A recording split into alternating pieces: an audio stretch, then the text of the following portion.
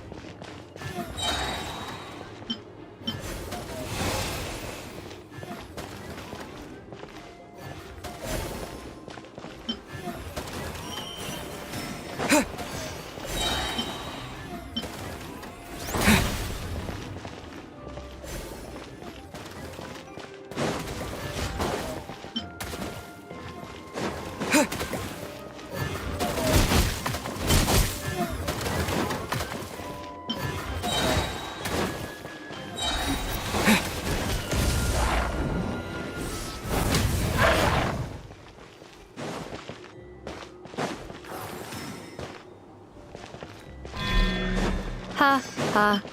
As long as I do not attack, I cannot be defeated.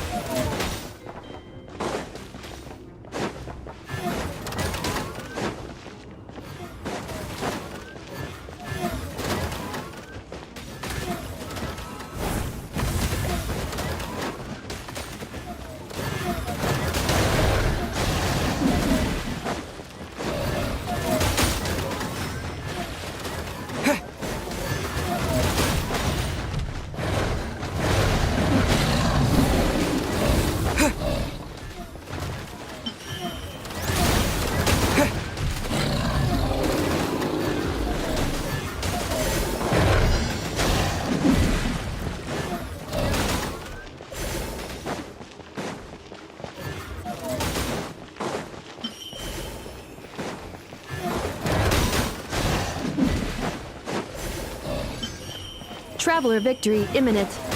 Greatly increasing value of malice parameter.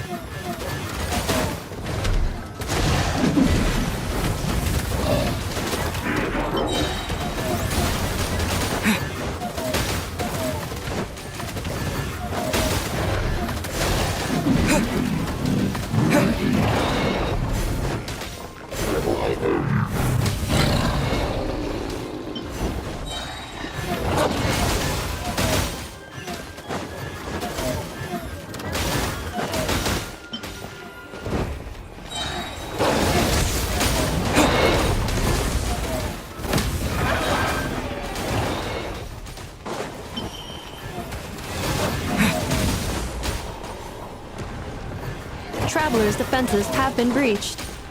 I am quite good at this.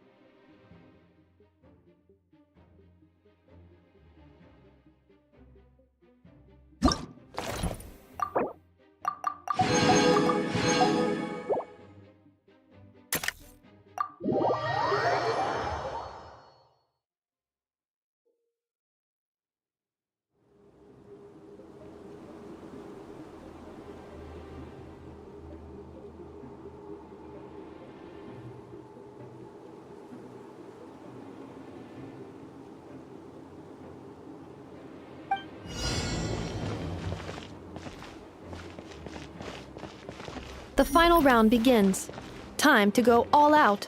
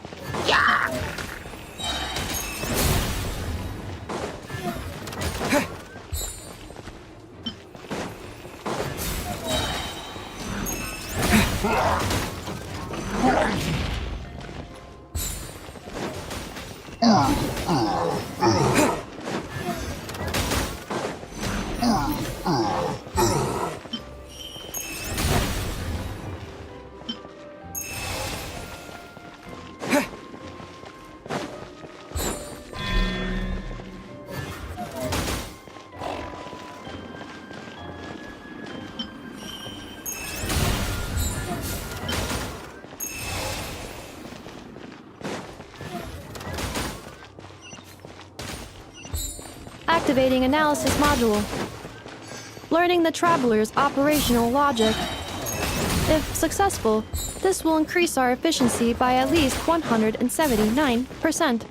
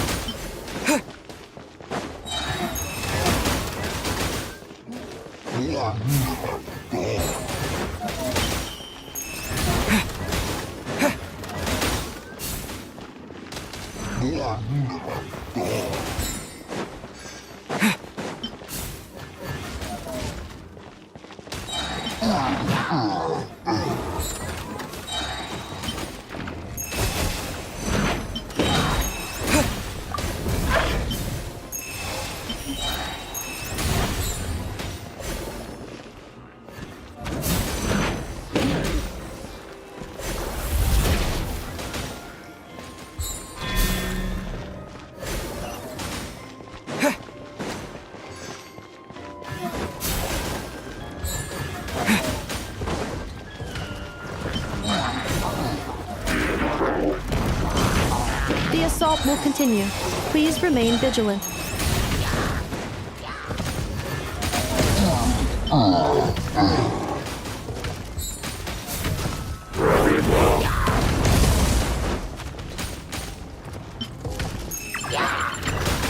Calculating efficiency of commands. 3 times higher than standard.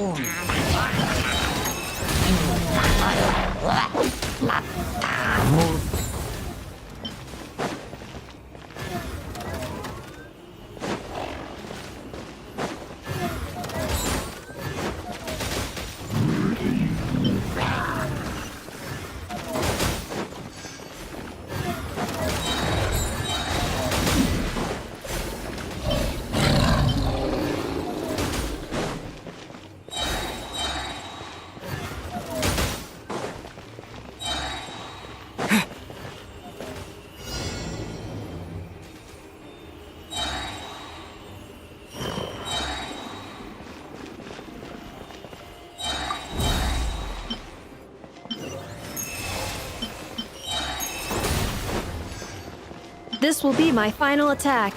Ha, ha, ha.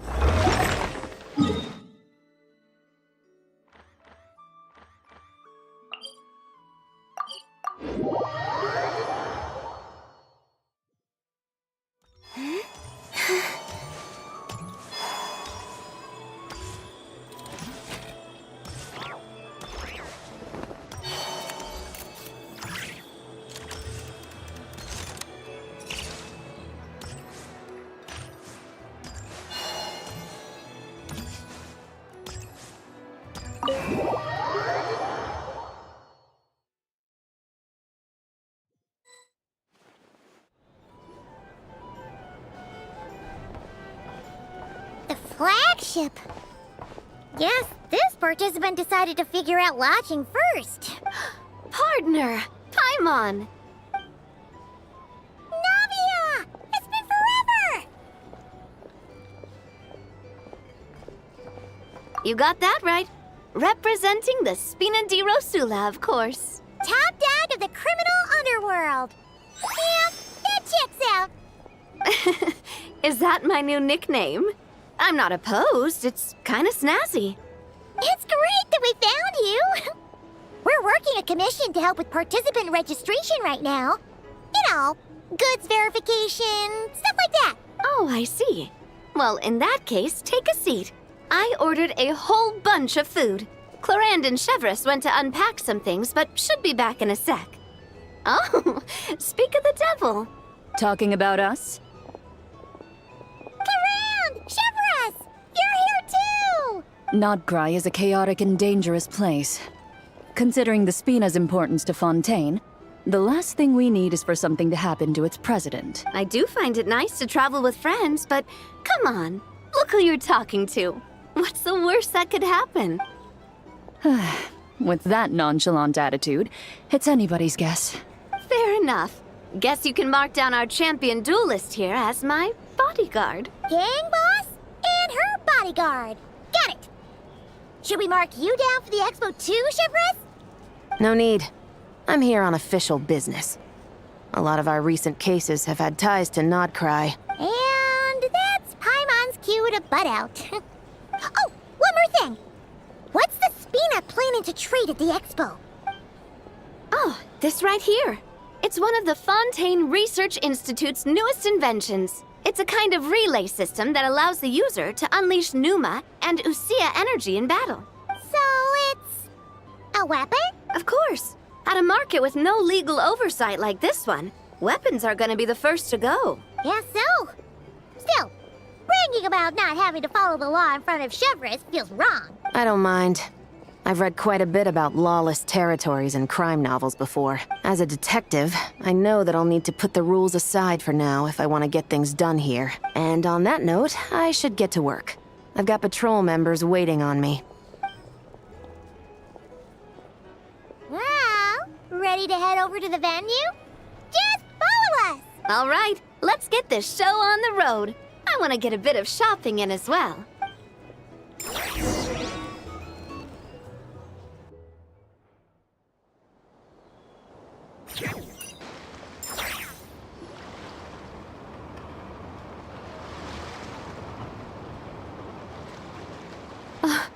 Wow, it's even bigger bigger than I expected.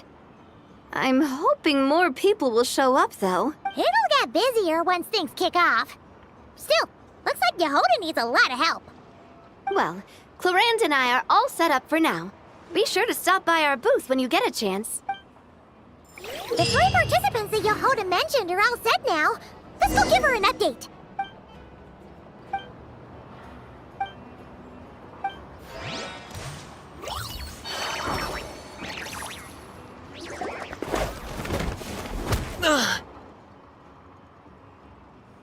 Hey, what was that for? Just shut up and move along.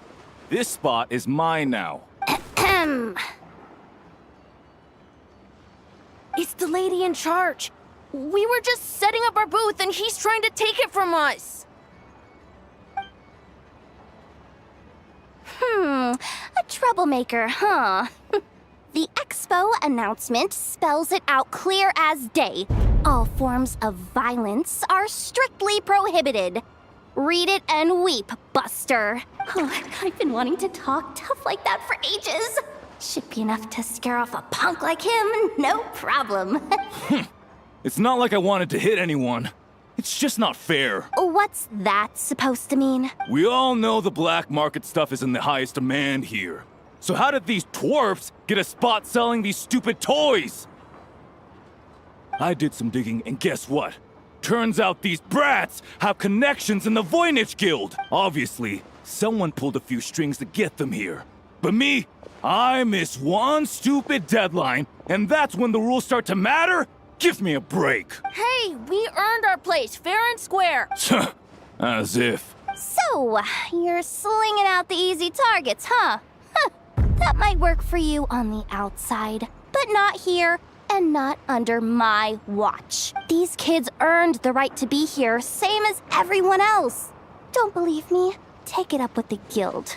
We'll see who comes out on top.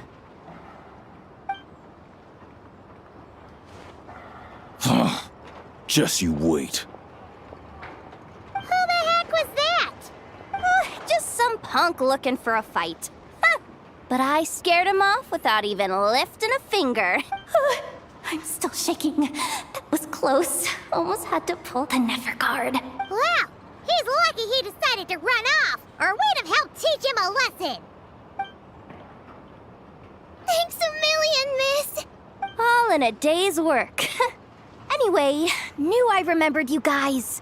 Your guardian works for the guild, right? Was it again? Auntie, are you all right? I'm fine. Just got a little scrape when he pushed me. I got caught up with something. I should have been here. I'm sorry.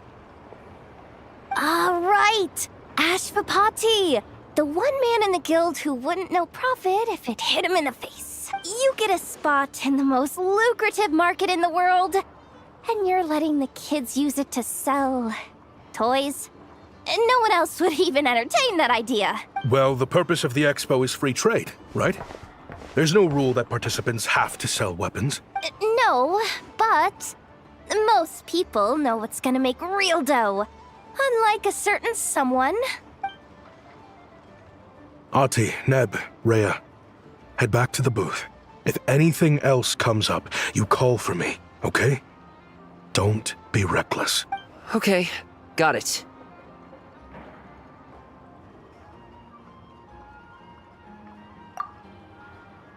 Yeah. You two know your stuff. Wait, what? Then why not make them look the part? They'll sell tons better that way. If you were to leave your kids a gift, would you choose a toy or a weapon? Well... In any case, I'm not looking to make it big. I applied for the expo because the kids thought it would be fun. All I care about is them having a good time. Fair enough. You're still gonna be busy with guild business though, right? Just a heads up. This might not be the safest place to leave the kids unattended. I understand.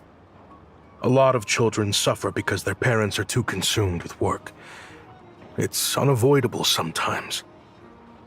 But I want them to have better. You know what? Don't even sweat it. I'll look out for them. What the heck are you doing, Yehoda? Really? That would be amazing. What do you say to Miss Yehoda, you three? Thank you, Miss Yehoda. My pleasure. Just have them come find me if anything comes up.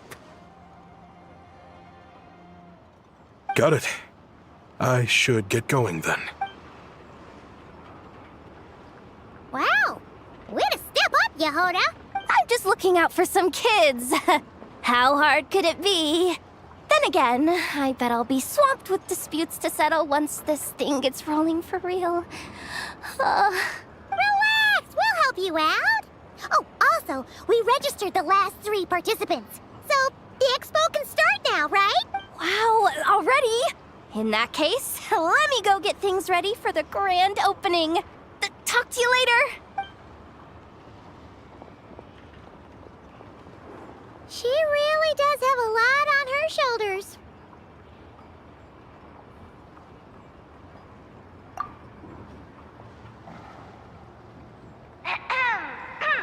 Attention, everyone! Participant registration is now complete. On behalf of the Voynich Guild, I am pleased to announce that the Nod Cry Trade Expo is open for business.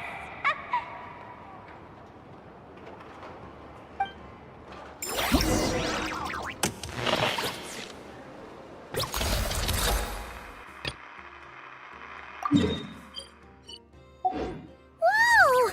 There are so many people here now that the expo's officially underway. Should we take a look around? Or maybe check in on our friends first?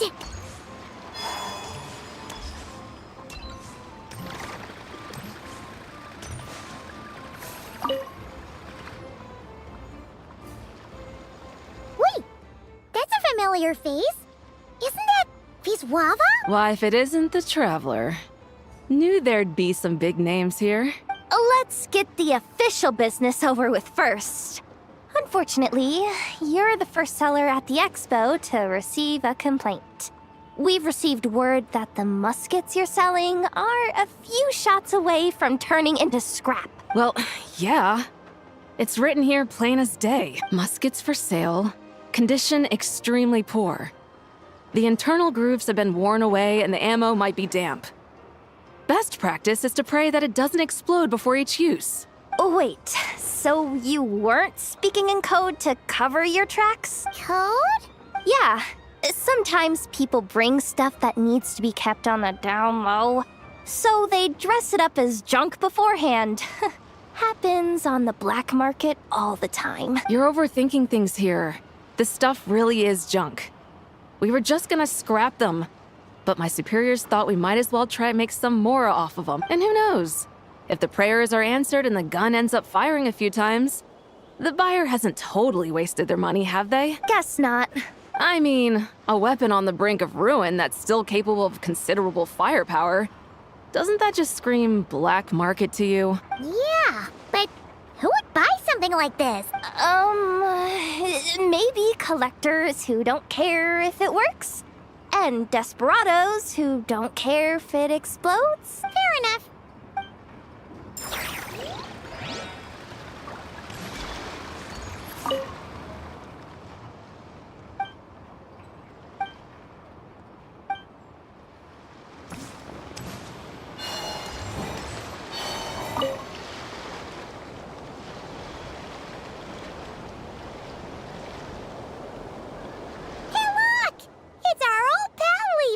Oh, it's you two! Been a while, hasn't it? Wait, you know this guy too? Okay, I'm slowly starting to get why Boss Neff asked you to help me out. Ah, you must be the expo manager. Was there something you needed from me? Nope, just checking in. You're just selling a few ordinary items, is that right? Mm-hmm, that's right. Okay. I mean, we've got people selling toys this year, so why not? You seem confused. In the right environment, ordinary items don't have to fetch an ordinary price, you know? I'm sure I'll meet someone at this trade expo who recognizes their hidden value. Cool. Well, you do you. I'm certainly not gonna stop you. What about you, friend? Care to do some business? Well, to be honest, I spent most of the ones in my inventory to purchase this batch of goods. The ones you see here are just for decoration, but I'm confident that I can make a killing here, so I'll be sure to make another batch of Boxa Marvels should the opportunity arise later.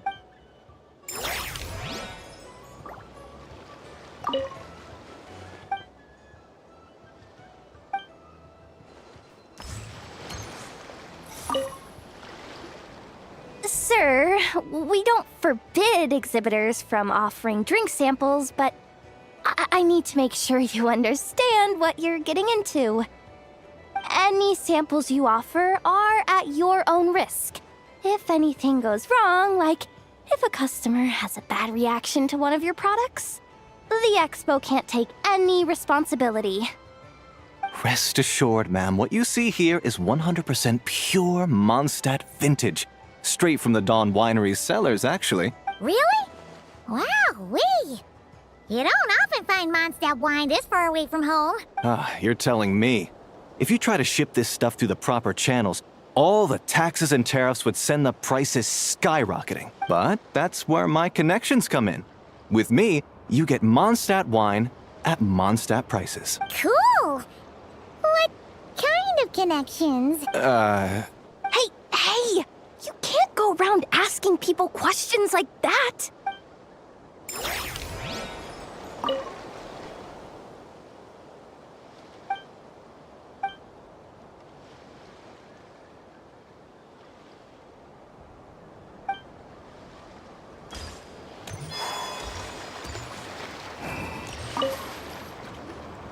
Welcome to the Treasure Hoarder booth. The treasure hoarders have a booth? Yep, every year.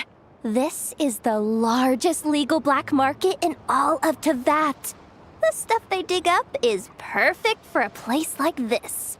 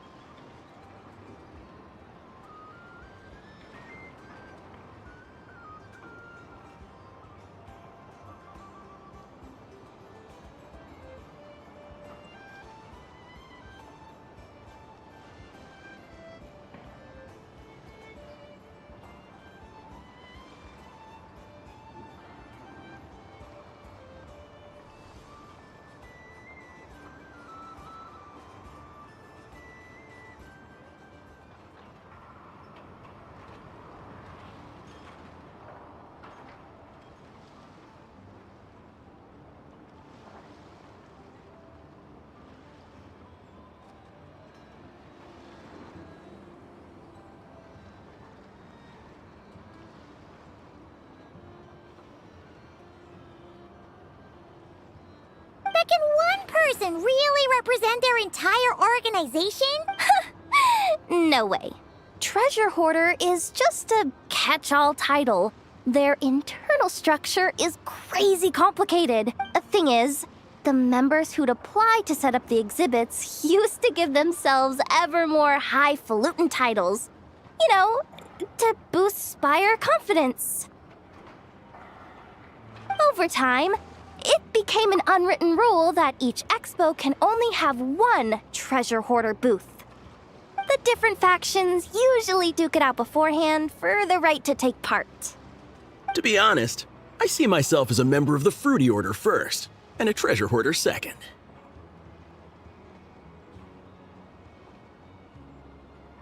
Of course it does. The Fruity Order is known far and wide for its heroic deeds. The Fruity Order's a familiar name around here, at least. They've been winning the Treasure Hoarder Expo rights for a few years now. Although, this guy's a new face.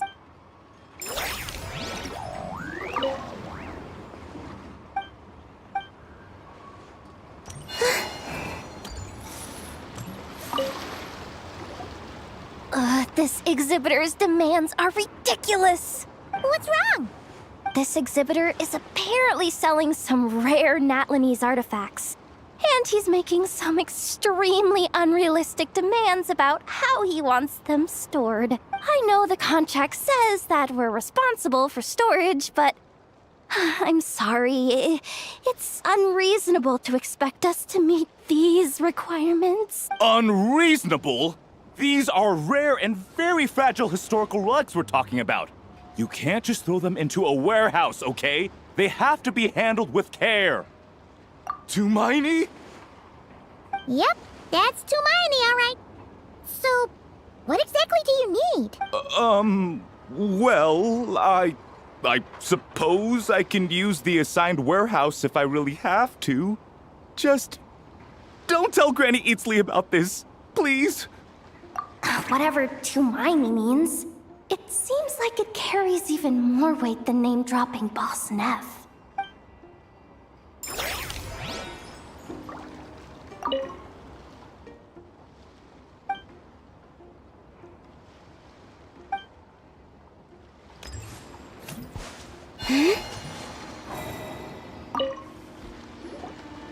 Uh-oh. It's Lord Songima Bay! Oh, I wonder what we're in for this time. Well, hello! Is that a traveler and our dearest Miss Expo manager, Yehoda? You're in luck. I'm offering a whole host of Expo-exclusive discounts. Don't miss out. Paimon's not remotely surprised to see Dory here. This event's practically made for her. Yeah, she attends religiously every year. And she's always the seller who we get the highest number of complaints about. Complaints? Every single mora I make from this expo is 100% legitimate. I've never broken the rules, and my prices are entirely fair. If people regret their purchases and want to grumble about it behind my back, that's not my problem. Paimon can hazard a guess as to why people might be complaining. I know. And every dispute ends in your favor after you've peppered the buyer with 1,000,001 reasons why you're not in the wrong. It's just, could you maybe not find a way to send every single one of your customers complaining to me this time? I'm begging you, Lord Songema Bay, for me, please.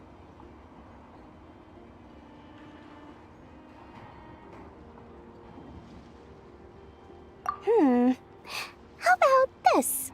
A special opening sale just for Miss Yehoda. 50% off! In other words, I'll do my very best to keep the number of complaints down to no more than half of my customers. Sound good? Jeez, what a bargain. Works for me, I guess.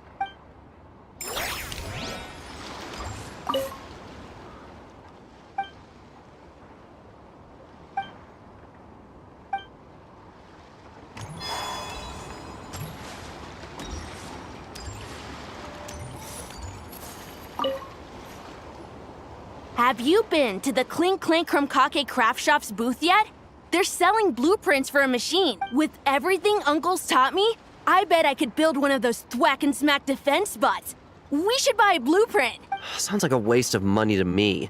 We should be spending our expo earnings on more important stuff like clothes. But Uncle said the most important thing is that we have fun. Guys, please don't fight. I hate to break it to you, but I'm afraid no one really comes to this expo looking to buy toys. If you make any more here, it won't be nearly enough to buy yourselves a blueprint. I doubt it'll even cover your new clothes. Oh, hi, Yehoda. Hi, Traveler. I came here to make sure you kids stay safe, so listen carefully.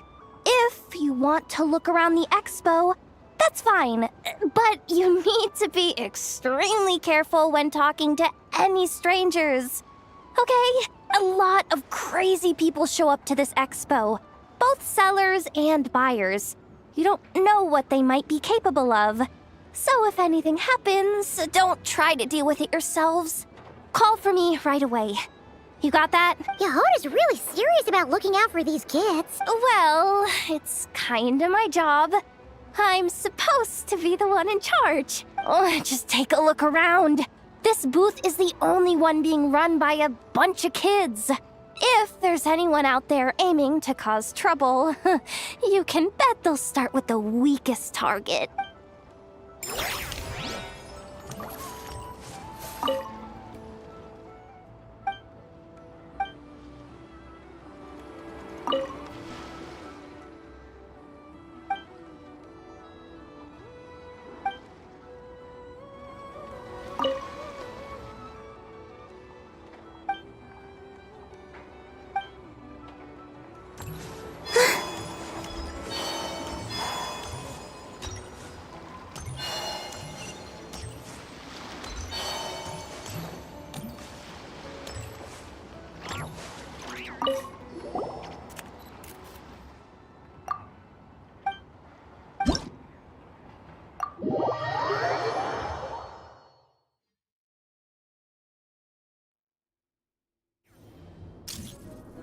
This is just a simulation, but be on your guard.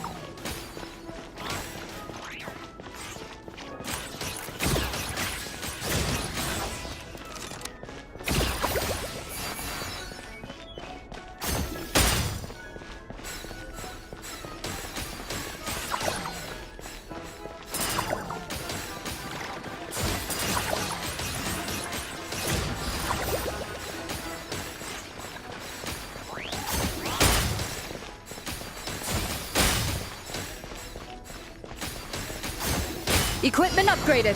Now's our chance.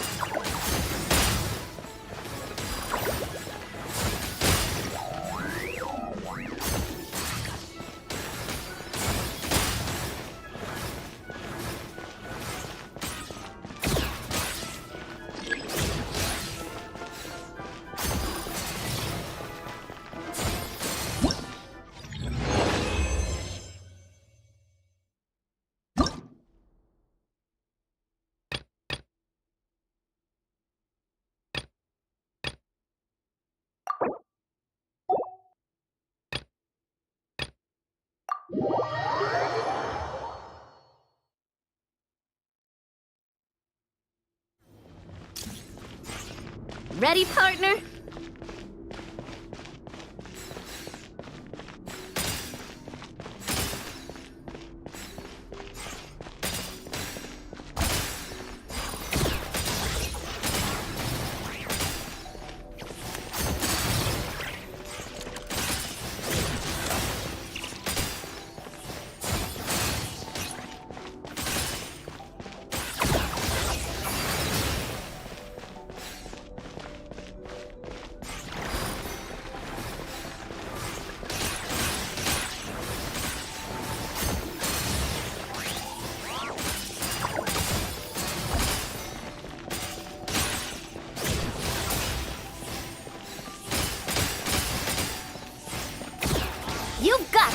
partner?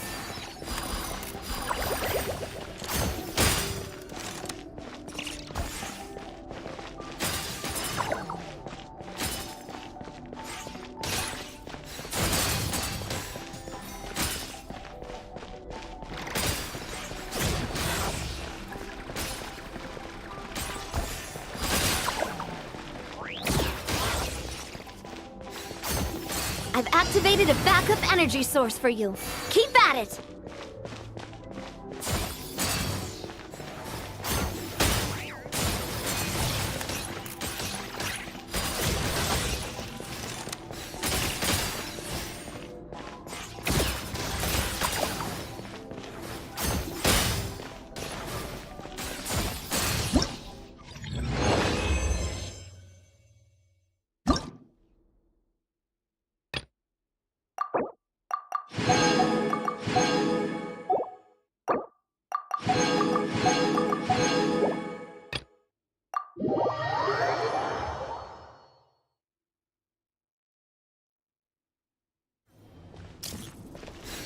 This is just a simulation, but be on your guard.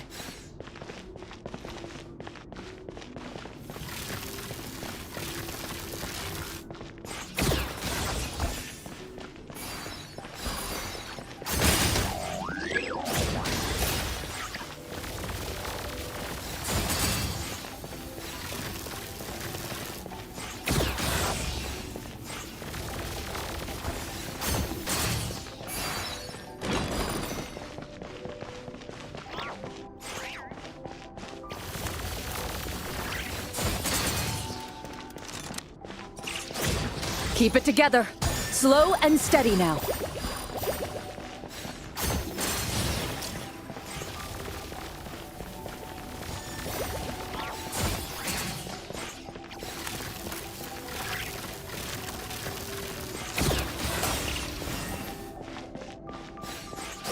I've activated a backup energy source for you. Keep at it!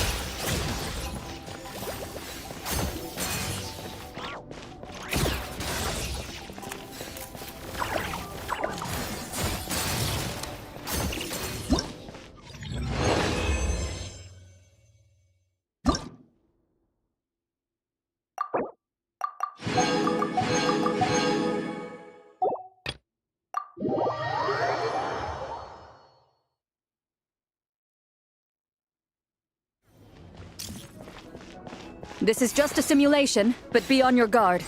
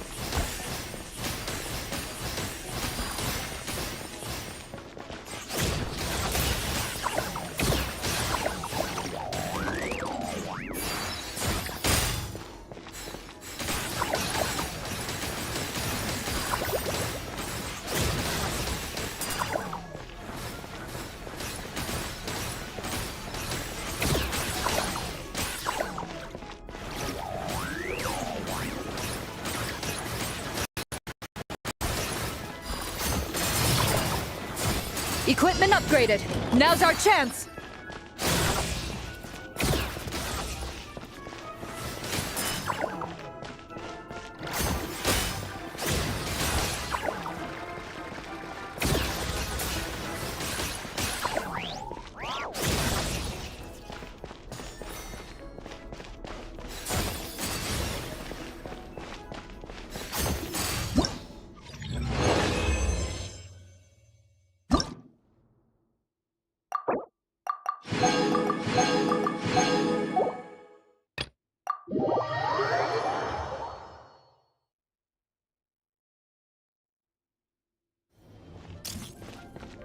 Here comes the toughest mecha. Time to go all out.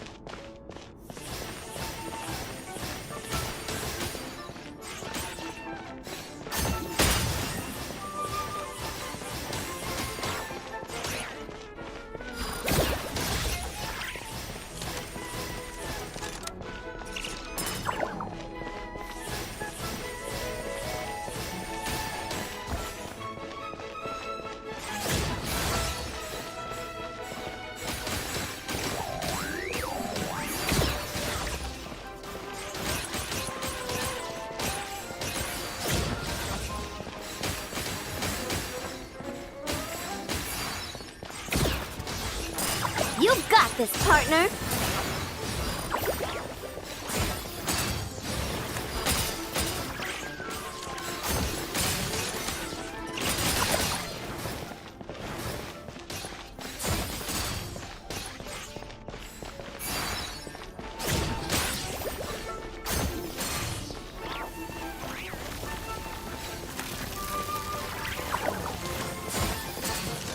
I've activated a backup energy source for you.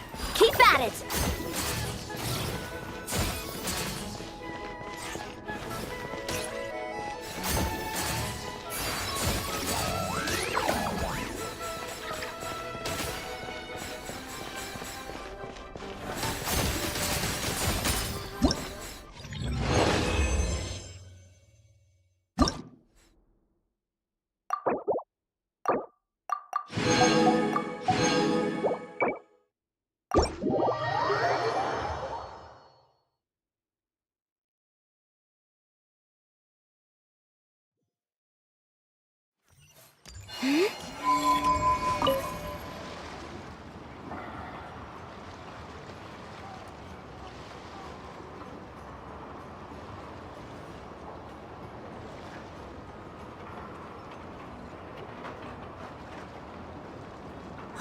It's her!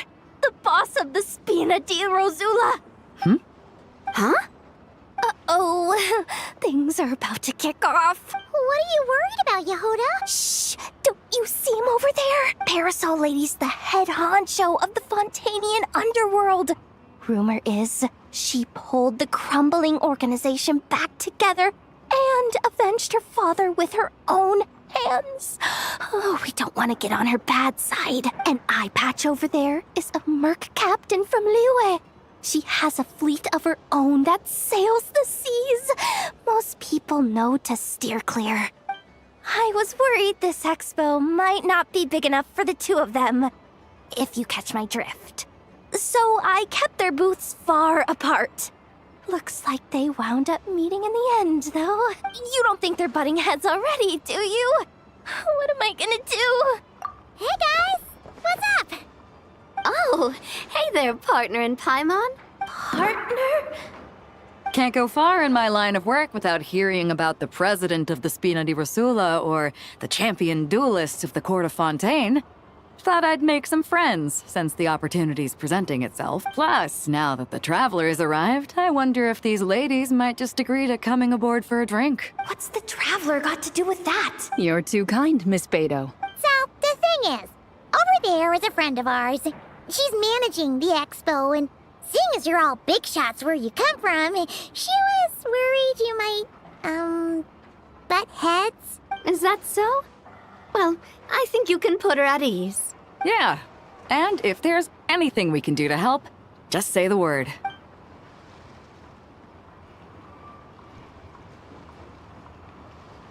Well, there you have it. Nothing to worry about. These people are your friends? How is that even possible?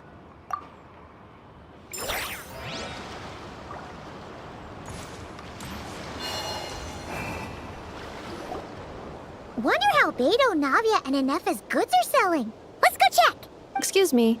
According to the expo announcement, you are in charge of mediating disputes between participants, correct? Just now, as Aina was about to return to the workshop, she got dragged into a conversation with some individuals who appear to have unofficial ties to the expo. My database does not have relevant information on how to address the situation, so I came to you for help. Unofficial ties, huh? Sounds a little shady. Come with me.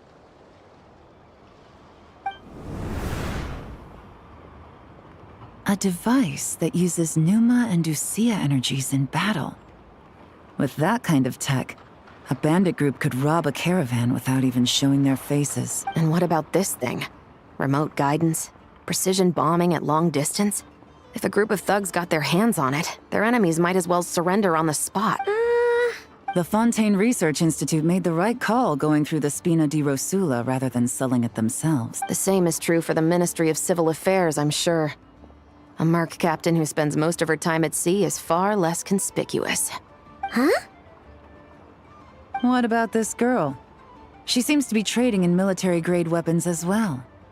The Clink Clank Krumkake craft shop does take on a lot of orders for dangerous creations, but I think in this case... I'm overthinking it. I think so. Elon? Chevrolet? What are you doing here? Traveler. Paimon. How did you find this place? Although this location is indeed rather secluded, Aino has equipped me with a special sensor module. With it, I was able to detect that you had pulled her aside for questioning. The rumors are true then. She's quite the little engineer. Can you tell me what this is about already? Apologies, but it's a matter of utmost importance, so I had to be sure. After our conversation, however, I can confirm that Aino is not involved in this case. Traveler, could you help us clear up this misunderstanding?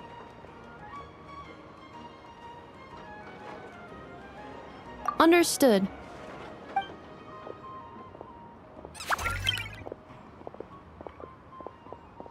Based on our conversation just now, I'm guessing neither of us is the target the other is searching for. I second that. And since our strategies were so similar, I'd wager we're after the same person.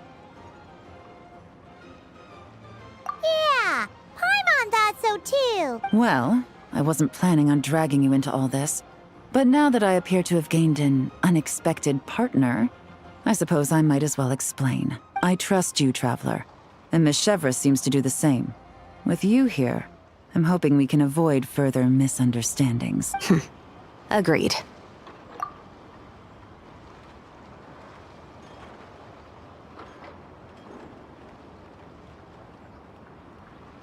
Miss Chevrolet and I seem to be here in Nodcry to reel in the same fish. That's right.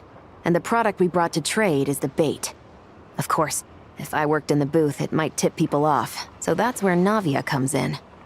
I assume it's the same situation with Captain Beto? So, does that mean your target is gonna be at the expo?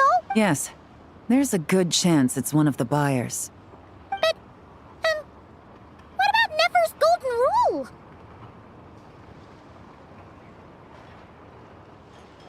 What? No. I've done some digging into the head of the curatorium and where she stands.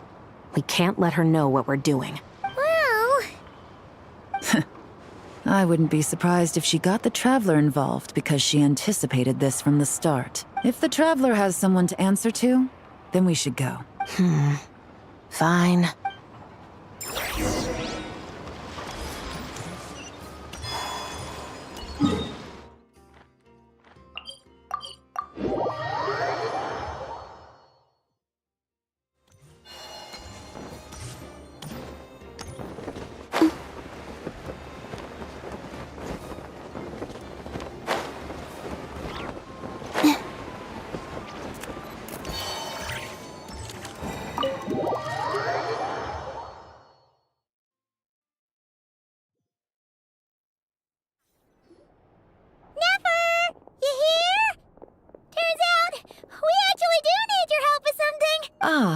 Miss Yelan from Liyue, and Miss Chevreuse from Fontaine. It's quite the honor. Forgive me for not greeting you sooner. So you knew we were coming all along? Anticipating your arrival is one thing. Getting you to come talk to me is another. And that's why you put the Traveler in charge of participant coordination. You knew we trusted him enough to tell him the truth about our plans. And you also knew that, out of respect for your arrangement, the first thing he would do is bring us here. How else could I have gotten us all to the negotiating table? Forgive me for not cluing you in, Traveler. I had a feeling things could get complicated, so caution was vital. Rest assured, you will still be compensated as promised. So, can someone explain what's going on here? Yes. Might as well get it out in the open, ladies. You two were going to exchange intel sooner or later, correct? No better time than the present. Recently, the bandits at our border have become more aggressive. We don't know how, but they seem to have gotten their hands on some kind of weapon, which has made them a lot more dangerous. The caravan transports have been helpless against their attacks. We're facing a similar situation in Fontaine. Conflicts between gangs have been escalating, with civilians getting caught in the crossfire. Our investigation indicates that someone has been supplying the gangs with some unusually powerful weaponry. Even with the Spina's help, we've been struggling to curb the fighting. In which case, I think we can confirm that we're facing arms dealers operating on an international scale. Yes, and their cover has been ironclad. There hasn't been so much as a trace leading back to them, until their most recent operation. Let me guess. Someone leaked where the weapons are coming from, and it pointed right to the Nodcry Trade Expo. Exactly. I see. Well, weapons tend to be a hot commodity in a market with no restrictions. Say that the person you're searching for is in attendance. Does that mean you're prepared to ruin the expo to nab them? I won't lie to you. Catching this person is my top priority. How about this? In the spirit of being a good host, you give us a bit of leeway to do what's necessary. And in return, we won't do anything to undermine the expo. All deals made at the expo are protected, including those that would be illegal elsewhere. It's the entire purpose of an event like this. The Voynich Guild gets a cut from both the seller and the buyer, so we have a duty to uphold that principle. I can't just let a customer get scooped up by the authorities while everyone watches. You said this was a negotiation, but you don't seem prepared to compromise. Let's think about this. Maybe there's another way? Only deals made through the expo are protected, correct? Oh? Theoretically speaking, were any deals to take place outside of the expo's scope, I would have no right to interfere. Good. Then we can promise that the rules will be followed. I want insurance, then. To hold you to your word, the Traveler must be part of all operations related to the investigation. We have a deal. Then you have my thanks in advance. Looks like negotiations are a success! It's the best outcome I could have asked for. I appreciate the help, Traveler. In that case, do me one more favor, would you? When this is all over, I want to hear the real story behind everything that goes down.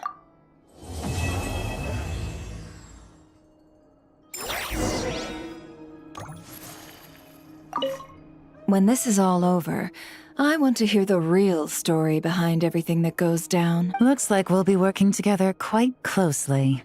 The pleasure is all mine, of course. This whole negotiation really feels like something out of a light novel.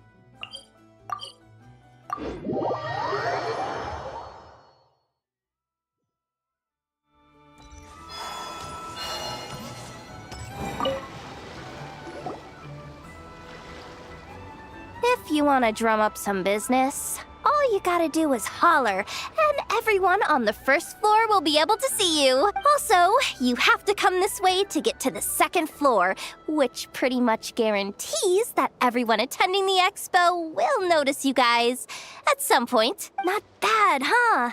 Thanks to the spot I saved you, you guys will be drowning in business before you know it. Your point being? Cross-referencing Yehoda's current facial expression against database. Confirmed. Analysis suggests that Yehoda hopes we will return the favor. You bet I do.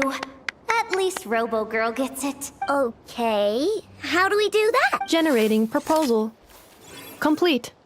Yehoda, the next time you visit the workshop, I will reserve the seat closest to the hallway for you. Huh? This seat provides priority access to any dessert items delivered from the kitchen. It is also free from window glare and sits at optimal proximity to the teapot. By reserving this premium spot for you, I can guarantee you a most enjoyable dessert sampling experience. Is this your idea of a fair trade? Are you kidding me? That spot's usually reserved for me. I'd never let you take it if I didn't have my dessert budget to consider. What's going on? Yehuda looks upset. All right, I'll level with you. Since I saved you such a great spot for your booth and all, could you possibly lend me some technical support? Please? Technical support? This year's expo is way bigger than ever before, which means there's definitely gonna be more shenanigans going down too. I know, surely you have some kind of contraption that can, like, scare everyone at the expo into compliance or something. As the manager, I need something I can fall back on in case the you-know-what hits the fan. Let me think. If things escalated that far, shouldn't you just report it to Never instead of trying to deal with it yourself? Well, yes, technically speaking. But if, for example, it was somehow kind of my fault to begin with, I'd probably be better off solving it myself on the DL. Remember those 3 kids? Well, that punk who was harassing them wasn't just some random nobody. He was just the one that got picked to stir things up.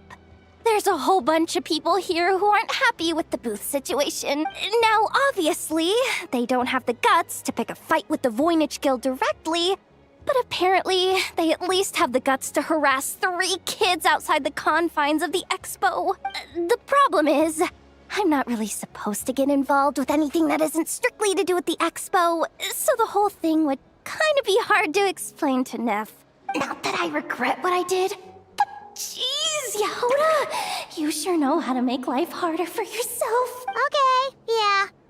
Sounds like we need to be smart about this. Fine. Just this once, I guess I can lend you the Clink Clank Crisis Control Switch. Agreed.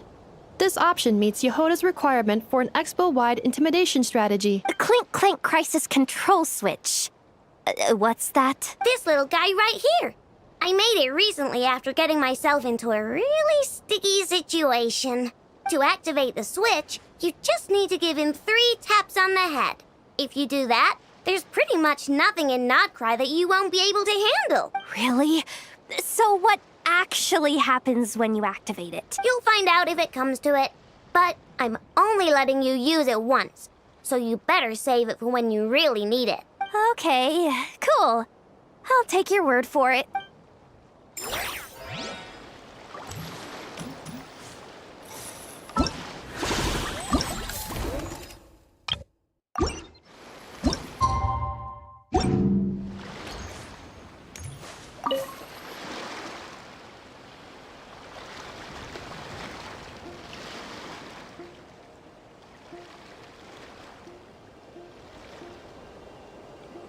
What you up to, Yehuda? Just keeping an eye on things.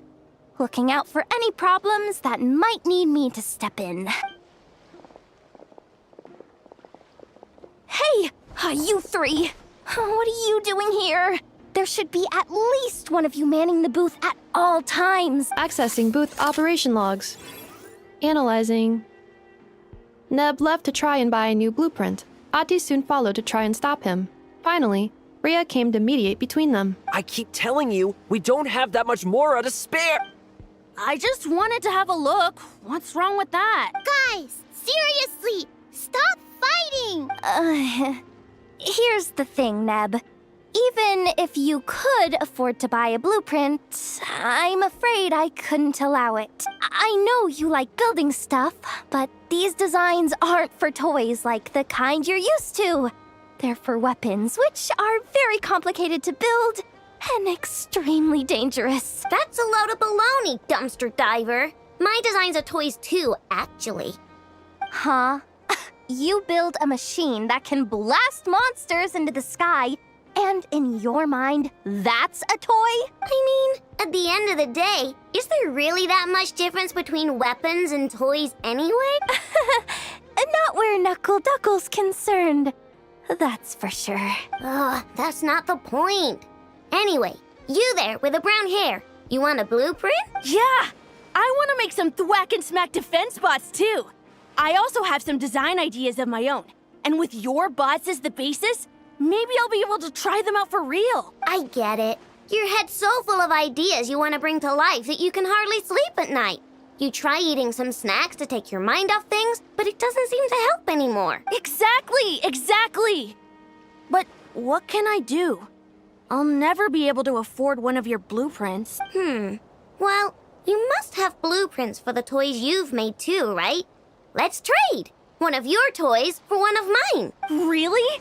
Thank you so much, ma'am! Is it ma'am, or...? It's Boss. Boss of the Clink Clank Krumkake Craft Shop.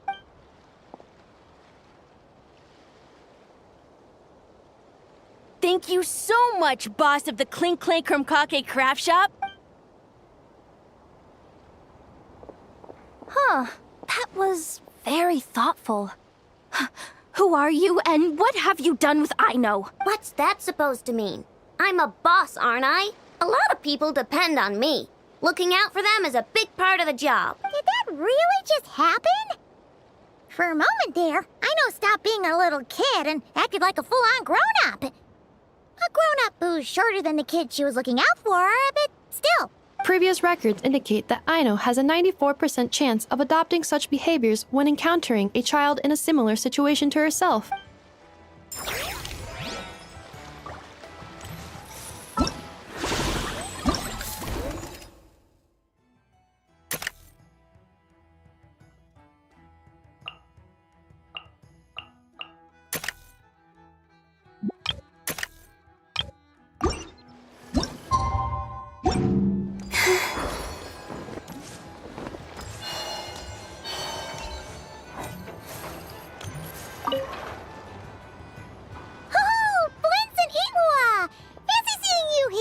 Ah, Traveler. Paimon. How do you do? That's our secondary goal. To put it in Mr. Flintz's words, it's important for Lightkeepers to spend some time in the land of the living every once in a while. That sounds like something he'd say, yeah. Are you interested in these muskets? Since we're friends, Paimon will let you in on some insider info. This officer here is basically selling scrap. Oh, I'm well aware. The sign makes that quite clear. True. I'm interested in this particular piece because it brings to mind a picture I once saw. It featured several Ratniki and a Fatui officer who fought alongside them. The weapon that the latter used was identical to this one. The Fatui teamed up with the Lightkeepers? That's not unusual. I've heard similar stories from our older members. The owner of this musket must have been a hero who stood against the Wild Hunt as well. But why would you sell a hero's firearm? That's just how the rules work on our end. Everyone agreed to it, whether it's a no-name sergeant like me or a renowned hero. Our equipment is to be collected and redistributed once we're dust on the wind. The stuff that's usable is given to new recruits. And the scrap is sold for whatever price it can still fetch. That way, we can at least put it towards feeding the grunts, you know? Better than following them to the grave. Huh. I think I'm going to buy this musket, Mr. Flintz. Could you tell me a few more stories about it when you get the chance? Of course.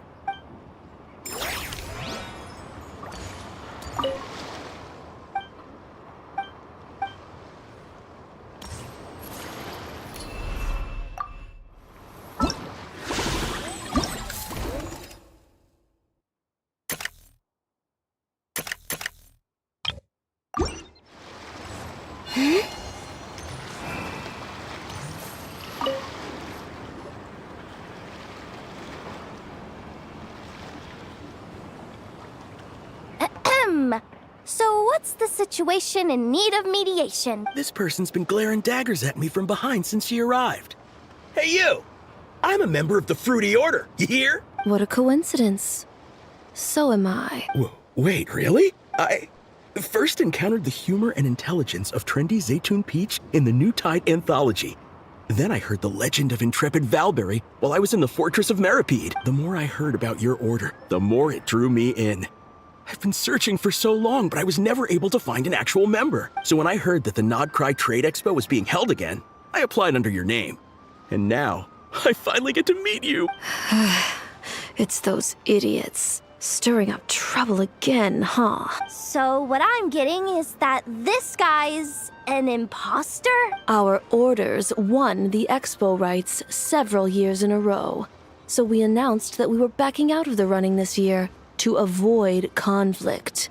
Then, this guy had to come along. A few of the other groups were looking to duke it out.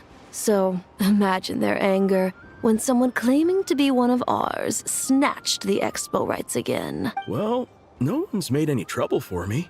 Wait, does that mean you've taken them all out already?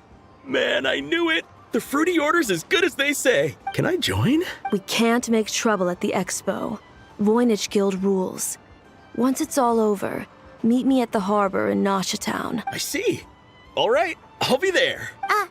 Does he not realize what's going on here? Also, considering our smooth collaborations thus far, a word of advice for the guild. This guy has only been able to keep his head in his booth because the Fruity Order took care of any rival factions. But if there's one thing the treasure hoarders have in spades, it's sore losers. Since our order has proven untouchable so far, they're sure to find easier targets to vent their frustration on. So look after those kids. Huh. So this guy has been responsible for more than one conflict so far.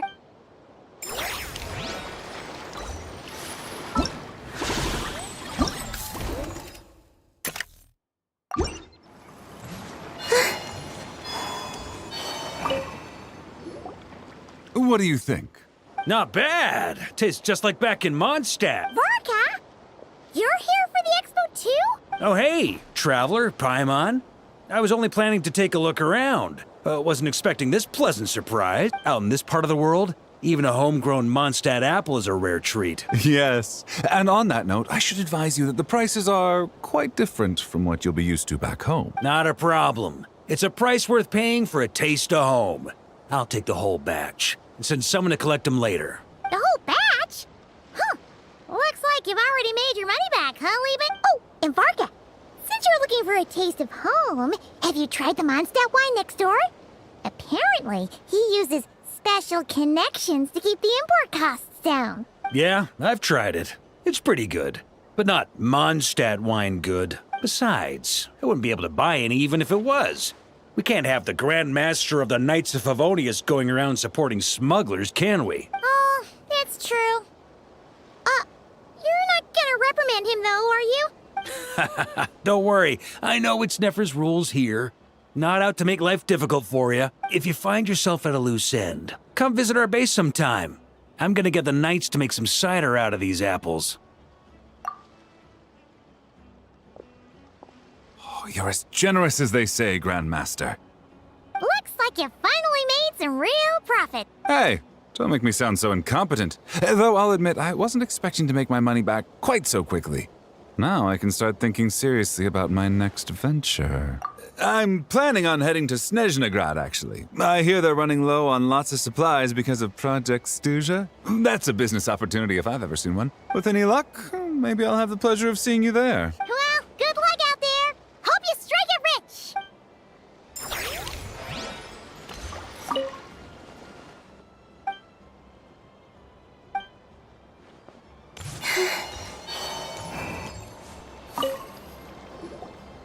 I can't believe you came all this way to investigate me. Still, as a member of this expo, I'm protected by the Voynich Guild. There's nothing you can do to stop me. I know. That's why I'll be taking this up with them directly. It's been a while. What brings you here this time? Are you representing the Dawn Winery, or are you here as Owl? Take your pick. Even Owl would take issue with people smuggling the winery's products. I understand. But please be assured that I would never pit the rules of the Voynich Guild against the interests of the Dawn Winery. Our long-standing collaboration is far too valuable to me for that. No faction exists in Nodcry that can impose their will on everyone else.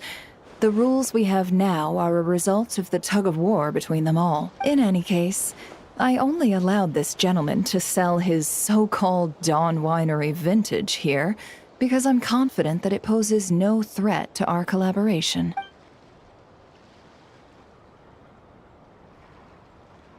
I see. So this isn't from our cellars at all. It's not even from Mondstadt. You? I'm guessing you learned a few of our winemaking techniques, then brewed your own liquor using local ingredients from Nodcry. Imitations like these are no threat to our business. Just you watch. One day, my wine will leave the Dawn Winery in the dust! I'll grant that your wine is a perfectly palatable product. But the fact that you didn't dare to sell it without attaching our name to it speaks volumes. That alone tells me that I'll never need to worry about any serious competition from you. Leaving so soon? Can't I persuade you to come to the Curatorium of Secrets for some tea with me and your two old friends? Hey there! It sounded like you were discussing some pretty serious business, so Paimon didn't want to interrupt. I'm afraid I'll have to decline. That's a shame. Next time you're back in Mondstadt, pay a visit to the Angel's Share. At least there, I can offer you a genuine Dawn Winery vintage.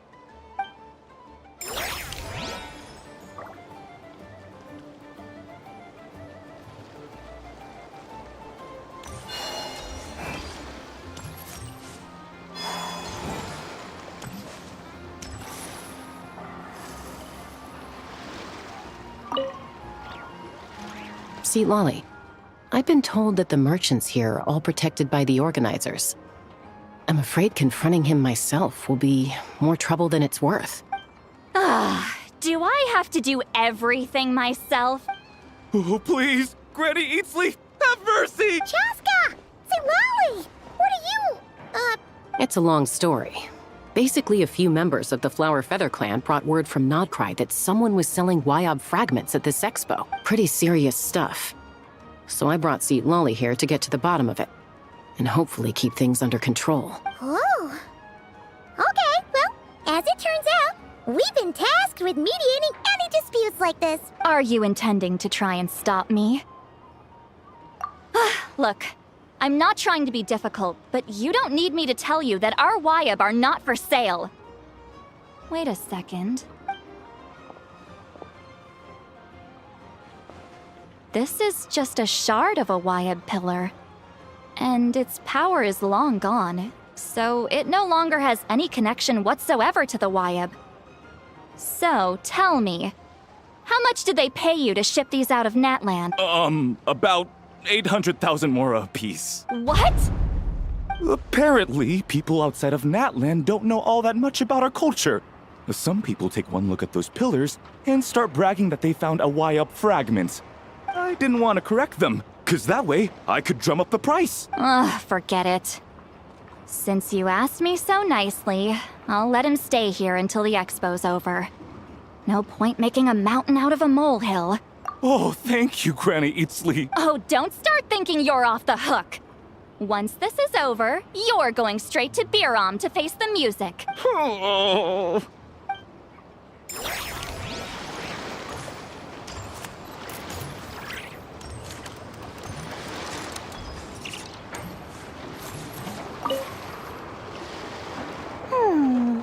Hey, it's Alice and Nicole! Why, hello, Traveler and Paimon.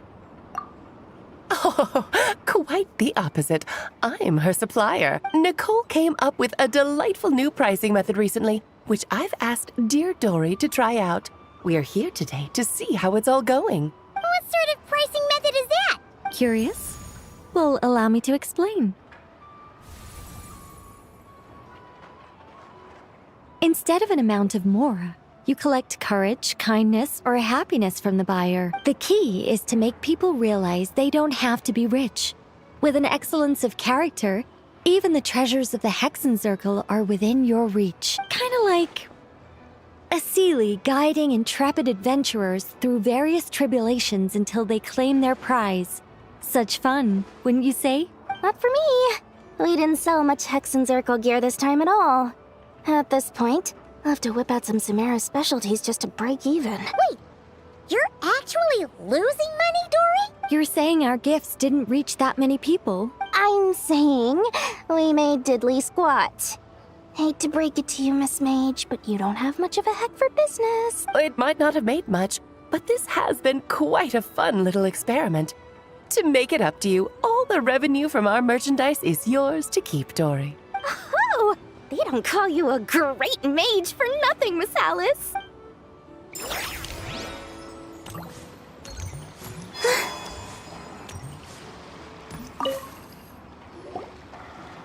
It's almost time for the expo to end. I'm asking for half a month's leave once we wrap this up. Finally got time to relax, huh, Yehoda? Yeah, thanks to you. Oh, things are pretty calm right now. Should be smooth sailing from here on out. Sorry, but I've got a problem over here. Same here. Yehoda, you just jinxed it. Someone made off with a batch of my goods using the goods first, pay later method. I thought the guild was the guarantor, but then I went to redeem my money and no dice. The same thing happened to me. Goods first, pay later. That convenience is for exhibitors only. It works because their goods stored in the warehouse can be used as collateral. The buyer did have guild supplied certification. In that case, he's one of you. Pick him out of the crowd and we're good to go. The person I talked to was a tall, thin young man, but I don't see him here. The one who bought from me was on the chubbier side. And nope, no sign of him either. Wait, so it wasn't the same person? Miss Yehoda, we need help! Ati went into town a while back, and we haven't heard from him. What? Why would he do that? He wanted to use the mora we got from our exhibit to buy everyone a little something in return for looking out for us. So he headed out alone. Gods, this kid... Wait, did he have your certification from the guild with him? Yeah, he's our older brother, so he's in charge of all that stuff. Oh, this is bad. Okay, let's not panic. What happened? Remember those people who targeted Ati a while back? I'm worried they kidnapped him and are using his certification to scam goods off the other exhibitors. Sorry. Oh, this isn't your fault. Should we rescue Ati first? But Nodcry's huge. Where would we even start? We could go for the goods first, but we're dealing with a group. If they split up, it'll be impossible to nab them. Oh, come on, Yehoda, come on!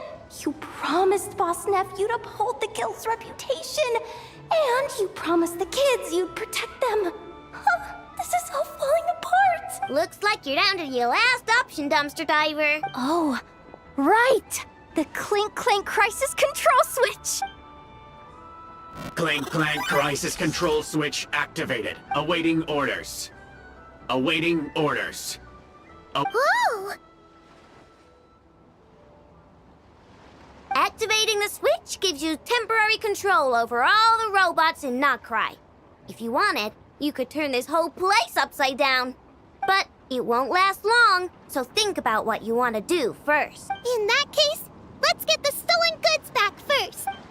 All units, advance to rescue Ati! Miss Yehoda! Orders received.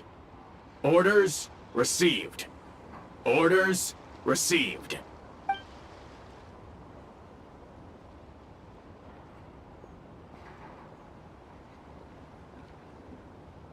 Ati! You're all right! Sorry. I made you all worry. If anyone should be apologizing, it's those awful people who took you. You just wanted to repay everyone's kindness. They stole my expo certificate. Did that cause trouble for anyone? Let's just focus on one thing at a time. Inventory complete. All goods have been retrieved. See? Told ya. With the Clink Clank Crisis Control Switch, there's no problem in Notcry you can't handle. With so many bots around, we didn't have to choose between the rescue and getting the goods back. We were able to do both. I know. These kids call me boss, and as their boss, it's my job to protect them. No way I'm letting them get in trouble with the guild. Thanks, boss. I know who's a great person to have on your side, huh? To be honest, I could hug you right now. But I think I'll have that vacation first. Oh, right! I owe you a hot dog, don't I?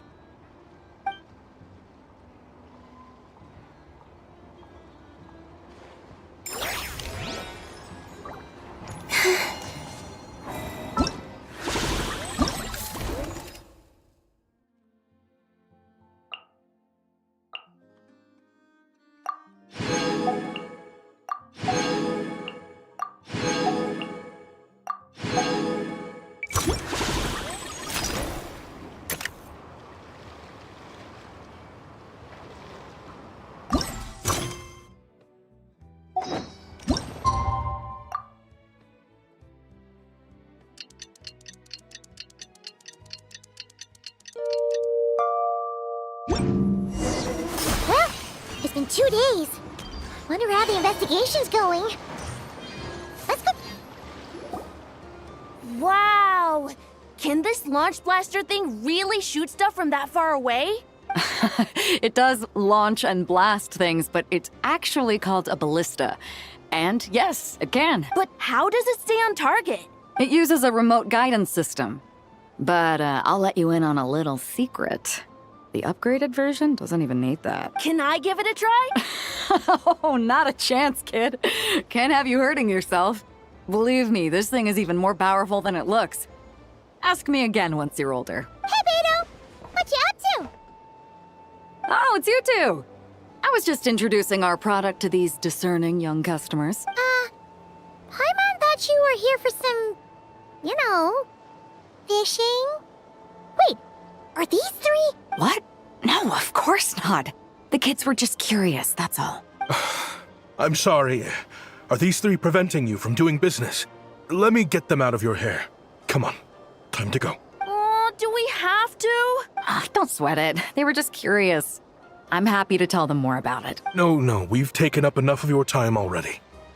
Neb, don't bother people when they're trying to work, okay? Okay. It was no bother, I swear. In fact, once the expo is over, come find me on my ship, and I'll let you see the ballista in action. How does that sound? How much would it cost? Not a single mora. Really? It's a promise then, miss. Your vessel. It's a battleship, isn't it? Are you sure you should be bringing children on board? Why not?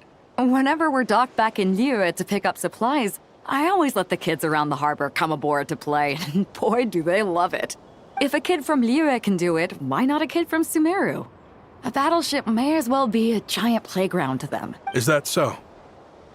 I've heard that people in Liyue also turn gunpowder into explosive firecrackers and give them to children as toys. Perhaps only the kids back in your home country are lucky enough to look at a giant battleship and see a playground. If you're worried about safety, I can... No, I suppose I'm just envious. That's all. I'll be sure to bring them over if we get the chance. Seems like he really cares about those kids, huh? Anyway, what did you want to talk about? Oh, just wanted to ask how it's going with the top secret, fishing. Did you reel in the catch of the day yet? They're circling the hook just fine. Just waiting for a bite. Whoa! Where did you come from? Shh. Well, that just proves my point. Something like this would only see more use in Fontaine. Ah, except you never find something like this for sale there. Better jump on the chance now before it's too late. Excuse me? He's coming this way! Steady now.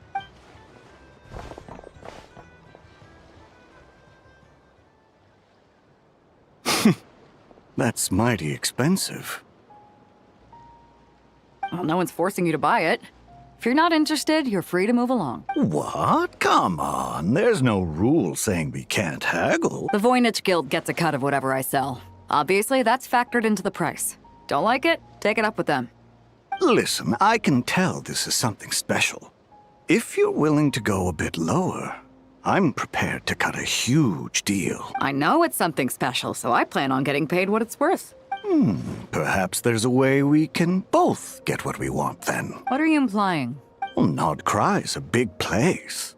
Surely this expo isn't the only place we can cut a deal. Oh? What would you say to working this out someplace else? Somewhere the guild can't get a cut? That means no guild protection either. What will I do if you run off without paying? Considering the giant sword you've got handy, if anyone's getting robbed, it'd be me, don't you think? Point is, we're both going out on a limb here. But the reward's worth the risk. Fine. Name a place. As a registered participant, though, I'm too close to the guild. If we don't want them catching on, I'll need to send a proxy. Smart thinking. Let's meet here, then.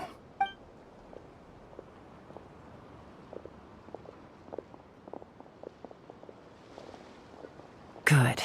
He took the bait. Let's go elsewhere to discuss our next move.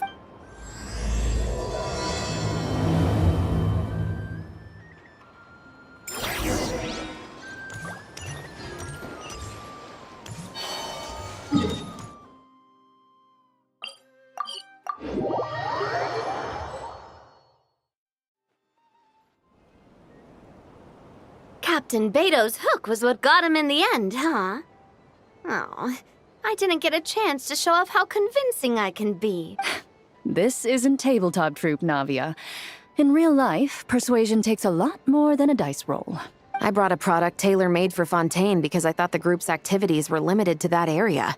Turns out, we're dealing with an international crime ring. So I suppose it makes sense that Captain Beto's bait was more enticing. It's a good thing we teamed up.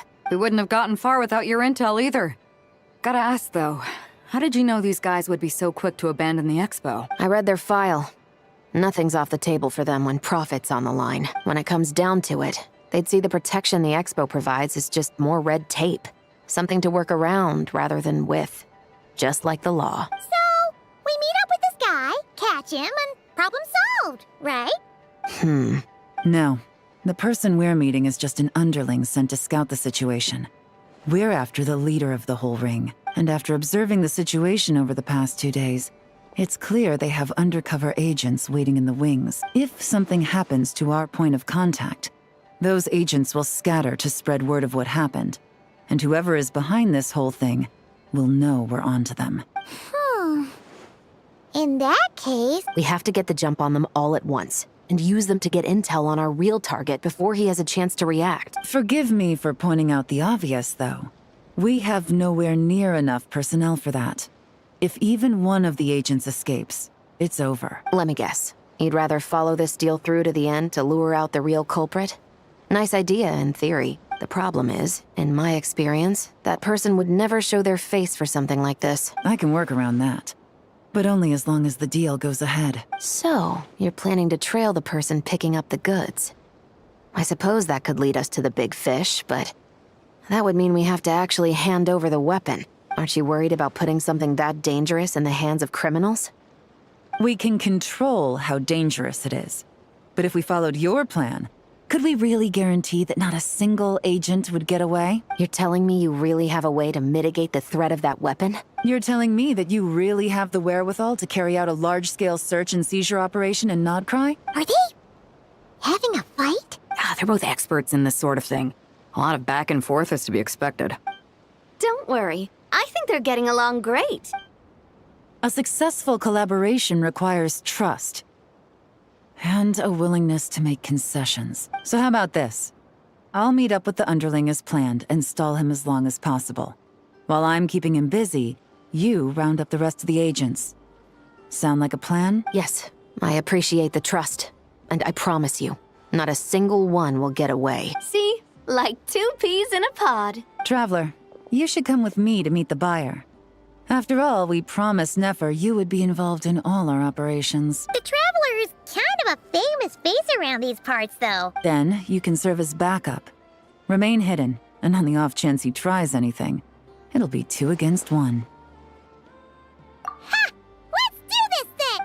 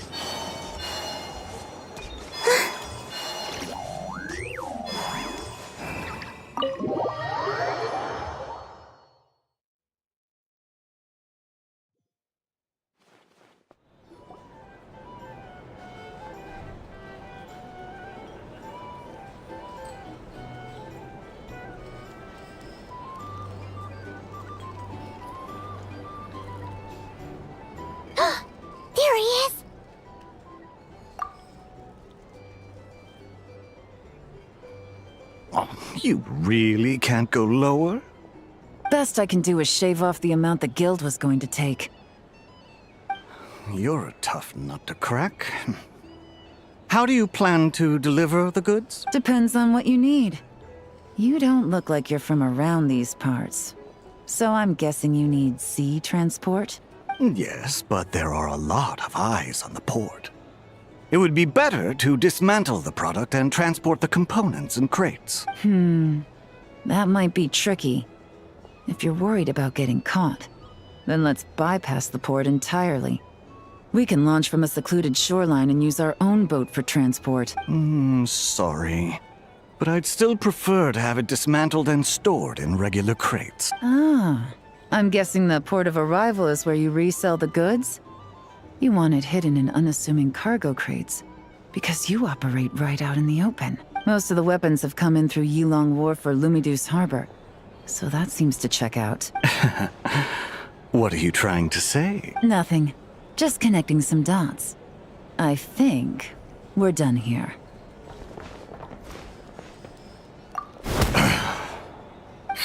Take that! Out of the way! It's one of the undercover agents! He's making a break for it! The captain of the Special Patrol will take it from here.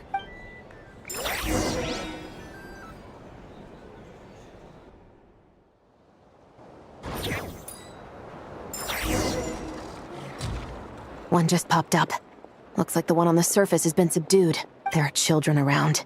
I have to avoid bloodshed. Trying to escape? Allow me to show you the way!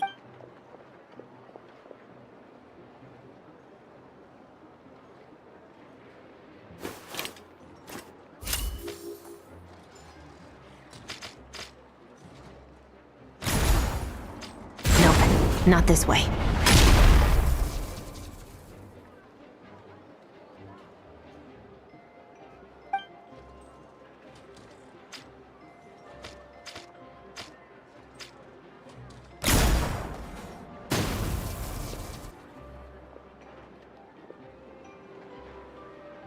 Had enough? Then turn around!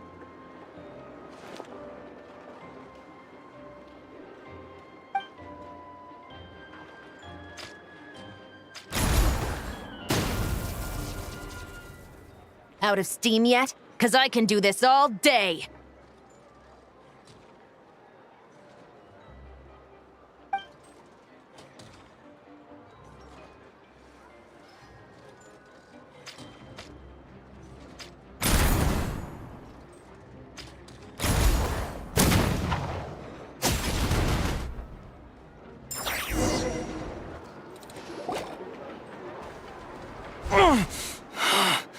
My leg!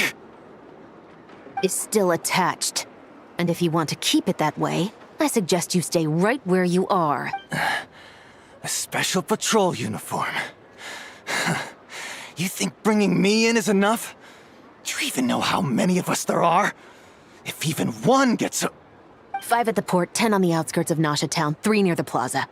Factoring in you and the buyer, that makes 20. Save the best for last. How did you... Don't even think about it.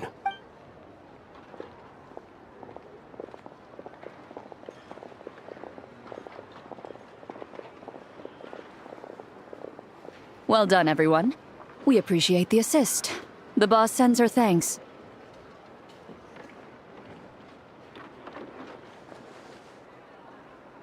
It was an honor. Without the Spina's help back in the day, we never would have been able to make it in Nodcry.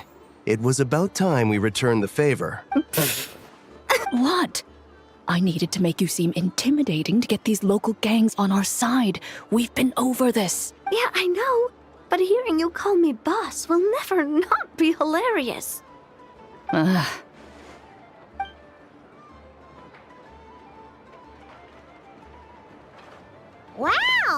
Navia is something else! Well, that explains your confidence. I had no idea the Spina di Rosula could mobilize these kinds of numbers outside of Fontaine. This Navia has quite a few tricks up her sleeve. No trade expo rules were broken either. Even if Nefer saw it all unfold herself, we still wouldn't need to explain a thing. Except for the guild's broken signboard, I would imagine. It was an unavoidable sacrifice. At any rate, I suppose the next step is to get these birds to sing. Should be an easy job. The Maison Gardiennage has a reputation for highly effective interrogation tactics. And if that doesn't work, I've heard that spies from Liyue have their ways of making people talk as well. Yes, that means the operation was a success, right? So far. Once we get someone to reveal who the mastermind behind all this is, that's when the real work begins. I'm sure that person is in hiding somewhere far removed from the expo.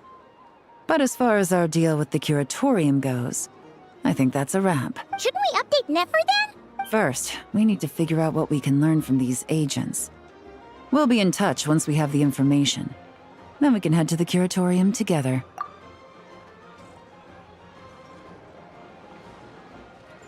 Well, that went a lot smoother than expected. Not a single one got away. You're thinking about Nefer's final request, huh? Let's see. We have 2 expert detectives from separate nations teaming up to uncover an international crime ring. That's not a bad story. If you feel like it's missing something, maybe Yelan and Chevres will uncover something more interesting during their interrogation. Excuse me? Are you the Traveler? Yehoda needs you back at the expo venue as soon as possible. Oh no! Did something happen? I'm sorry, I don't know the details. All she said was that it's urgent. Then let's get a move on! Time to roll!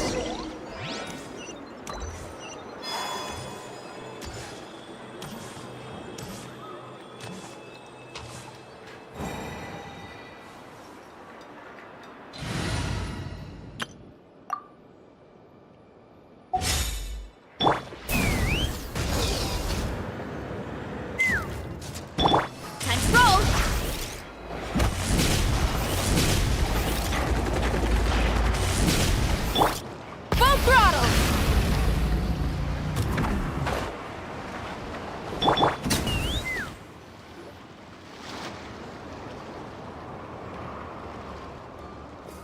Either I throw the guild under the bus, or I get on the bad side of a terrifying merc captain.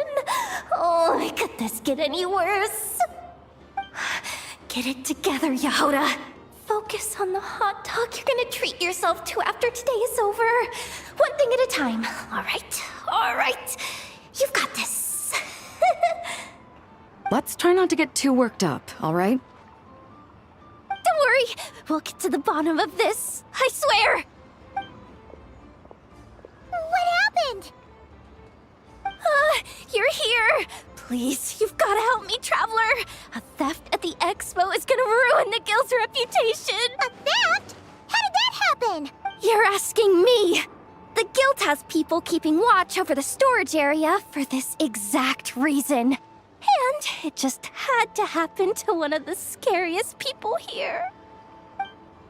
Beto? Wait, that means... The guild asked us to keep our goods stored on the designated shelves. I had a few prototypes that I was using for demonstration, which I had stored there. But when I came to check on things just now, I noticed that all of them had been stolen. And each ballista is super dangerous. If they fall into the wrong hands... Well, all the prototypes have a failsafe designed to prevent unauthorized use, so it could be worse. Still, we should get them back as soon as possible. The guild will make sure of that. If you could just keep this between us for now, we would be super appreciative. Do we have to tell her? Honesty is the best policy. That's what he taught us. I know, it's just...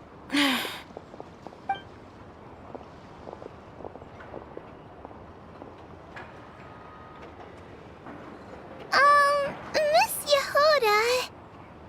What are you three doing here? There's something you want to tell me, isn't there? Well, Neb's been obsessed with the ballistas ever since we got here. That's why Uncle Ashpapati told us to come see your booth. It seemed like he was interested in them too, because he even told us what parameters to ask about. Ever since this morning, we haven't been able to reach him. We wanted to ask Miss Yehoda for help, But then we heard about the ballistas being stolen. And? I don't think Uncle Ashvapati would do something like that. But Ashvapati works for the guild. He has access to the storage warehouse. So he could get inside without the guards getting suspicious. Wait, so now it's an inside job? Oh, jeez. The guild is never gonna recover from this. He made those toys the kids were selling, right? They don't look like much on the outside, but I bet they're hiding some serious tech. If he's a tech guy, those fail-safes I mentioned might not have our backs after all. So, this just went from bad to worse. Uh-oh. Could be. I mean, let's put it this way.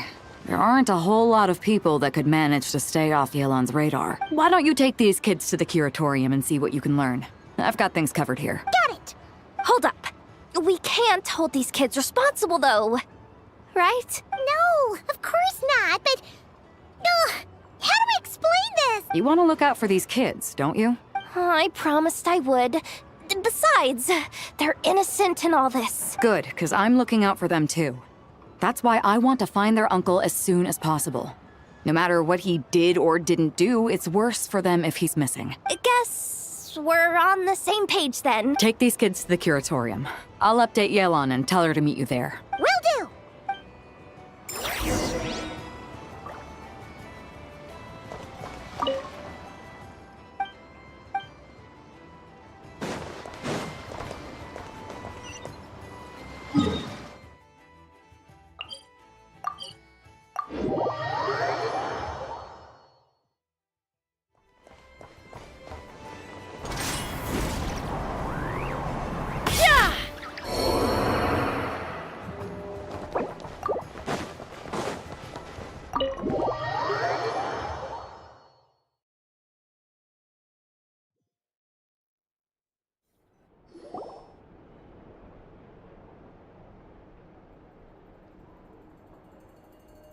Well, this complicates things.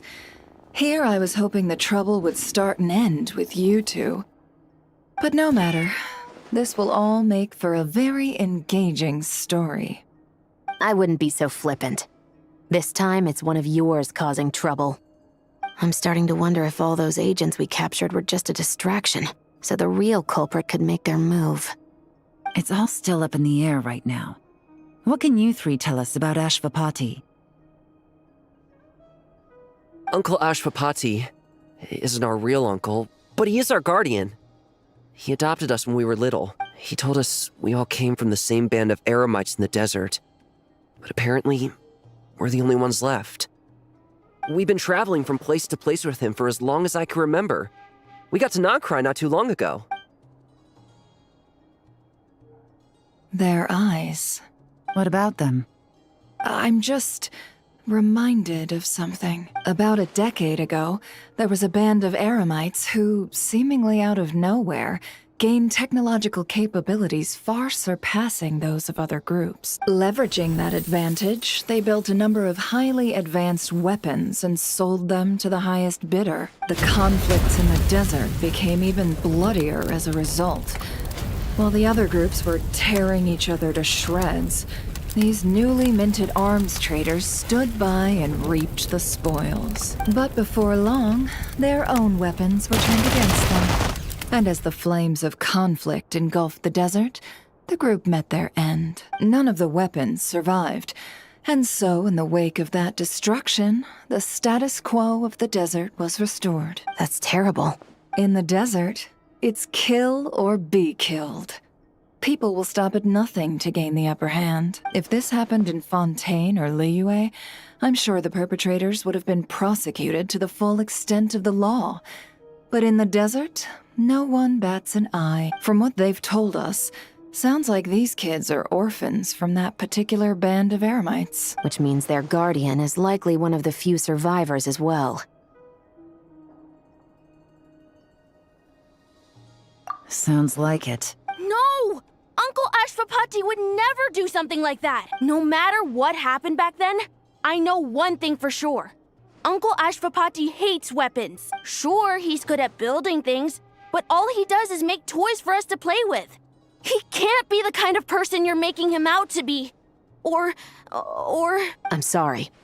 All we can do is act upon the facts. So, what's our next move? From our interrogations, we've learned that in 2 days, the person behind all this has a meeting planned to collect the goods. If all goes well, we can head to the pickup point and ambush them. But if Ashvapati is part of this and the leader learns what happened, there's no chance he risks himself for his agents. Then let's focus our efforts on Ashvapati for now. If we find him, he might just lead us to our culprit.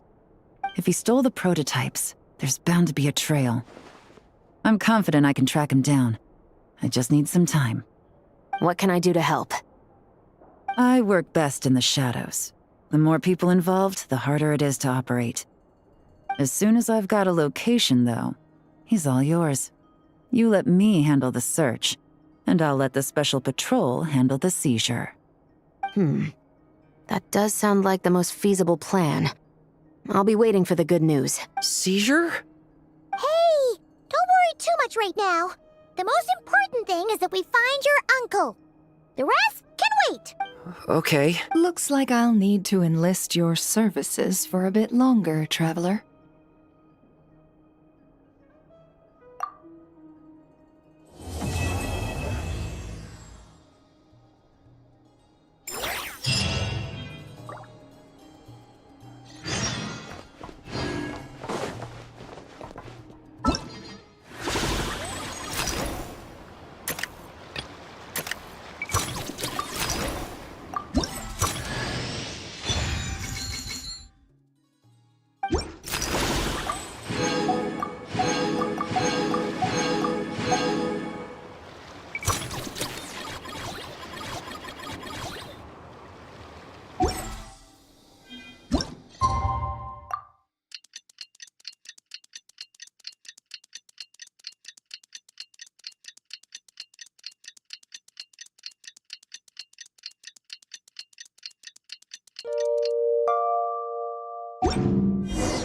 We just got word from Yelan.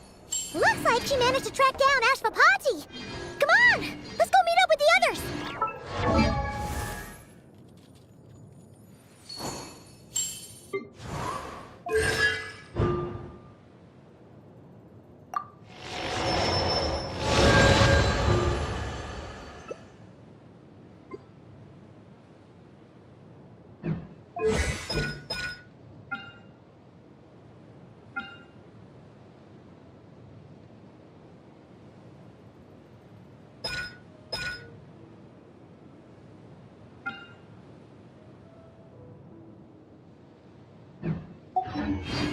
Know of any new orchestral pieces?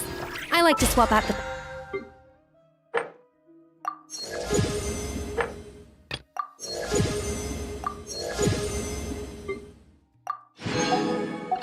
Our music in the kitchen.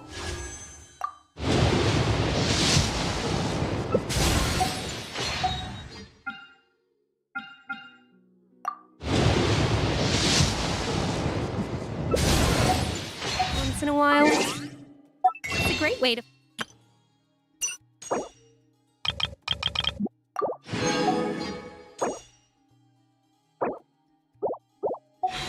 find new inspiration.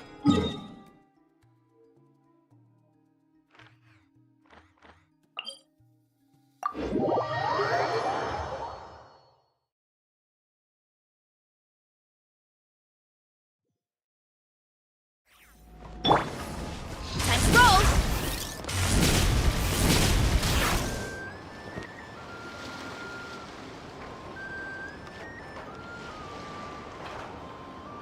Took me a bit longer than I expected, but I found where he's hiding. Let me just be sure of one thing. We're dealing with someone who has extremely dangerous weaponry in his hands.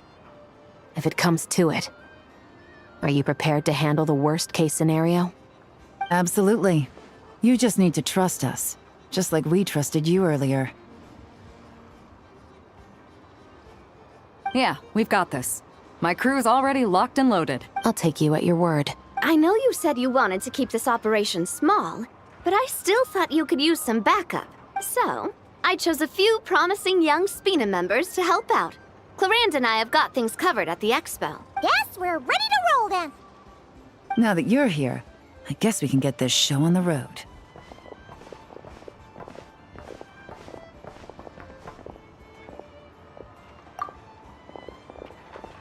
Wait! I'm sorry, you can't come with us. You need to stay at the expo like we agreed. It's for your own safety. We know. It's just... Do you really think Uncle Ashvapati is working for the bad guys? I wish I could answer that question, but it would just be speculation. And I work based off evidence. He's been gone for 2 days now, and he just left us here. He's never done that before. Maybe he really is working for those people and was afraid of getting caught. But if that's true, then that means he must have been involved in making and selling weapons in the past too. Wouldn't that make him a bad person? That's not for us to say.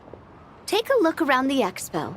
There are plenty of other people making and selling weapons. Doesn't mean they're necessarily all bad people. Really? The same is true for your uncle. Whatever he may have done in the past, the real question we need to ask is why. There's a lot we need to know before we can judge a person. In Fontaine, we have a long and complicated process in place just to make sure we get the right answer to that question. Yeah. Why would Uncle Ashvapati do something like that? How about this? I'll make sure that Miss Chevras and Miss Yelan promise to bring your uncle back safe and sound. Then you can ask him yourselves. Thanks, miss.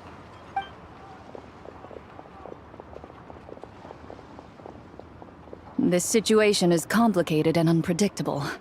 Isn't it a bit early to be making those kinds of promises? It's all right. We're prepared for whatever we might face. Regardless, it's a promise we have to keep.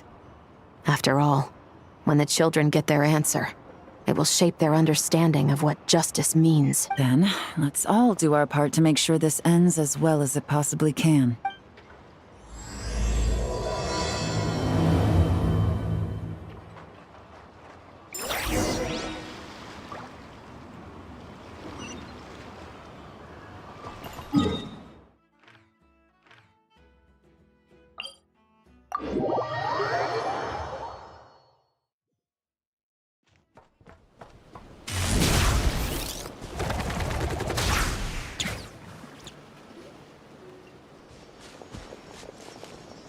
Stop right there! Where is he? We missed him. Looks like he left behind plenty of evidence, though. Search the area. Let's see if we can find a lead.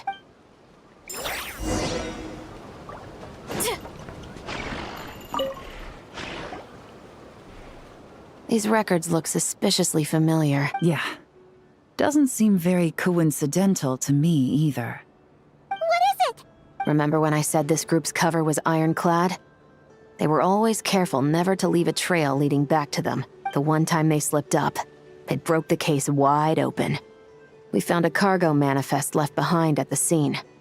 That's the clue that led us to Nodcry. It was a similar story on our end.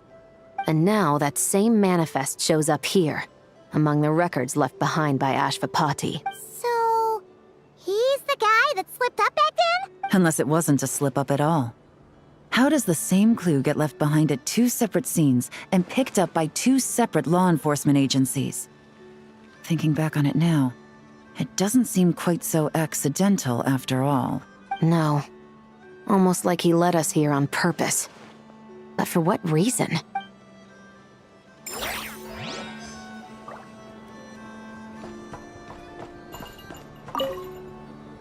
Search the area. Let's see if we can find a lead. Strange. Did he lead us here on purpose? Hey! There's a letter here! Look at how it's positioned. It was begging to be found. I think it might be for us. You think he knew we would come here? If he did, he's a more impressive opponent than I anticipated. Let's keep going. We can read it together when we debrief.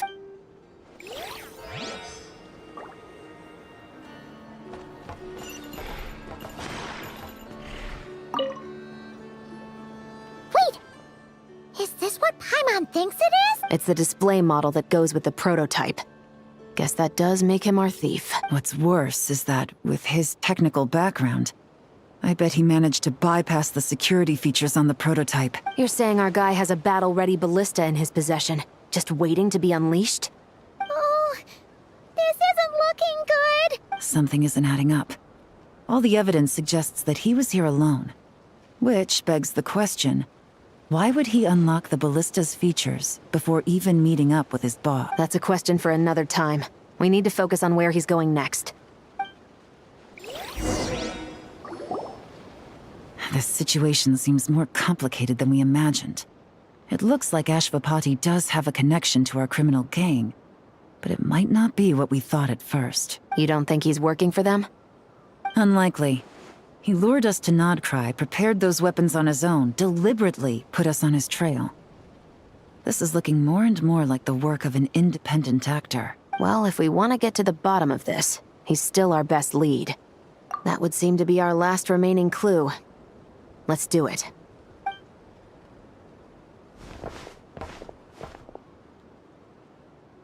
To the officers of the Special Security and Surveillance Patrol and the Liyue Qixing, you certainly live up to your reputation. Within a single day, you were able to eliminate over half of the gang's forces. I appreciate the effort. I doubt my secret hiding spot will be a secret much longer. So I suppose it's my turn to throw my hat in the ring. I'm just glad I no longer have to run. So, before my day in court is upon me, allow me to confess to my crimes.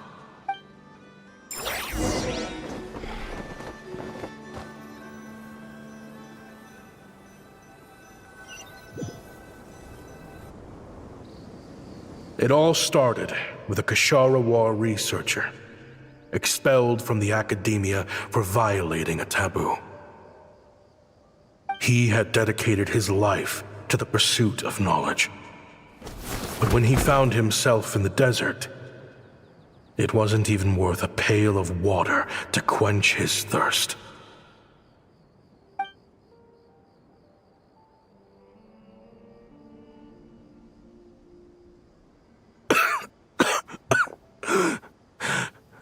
Could you spare some water? I'm a Kashara War researcher. If you need something, I could.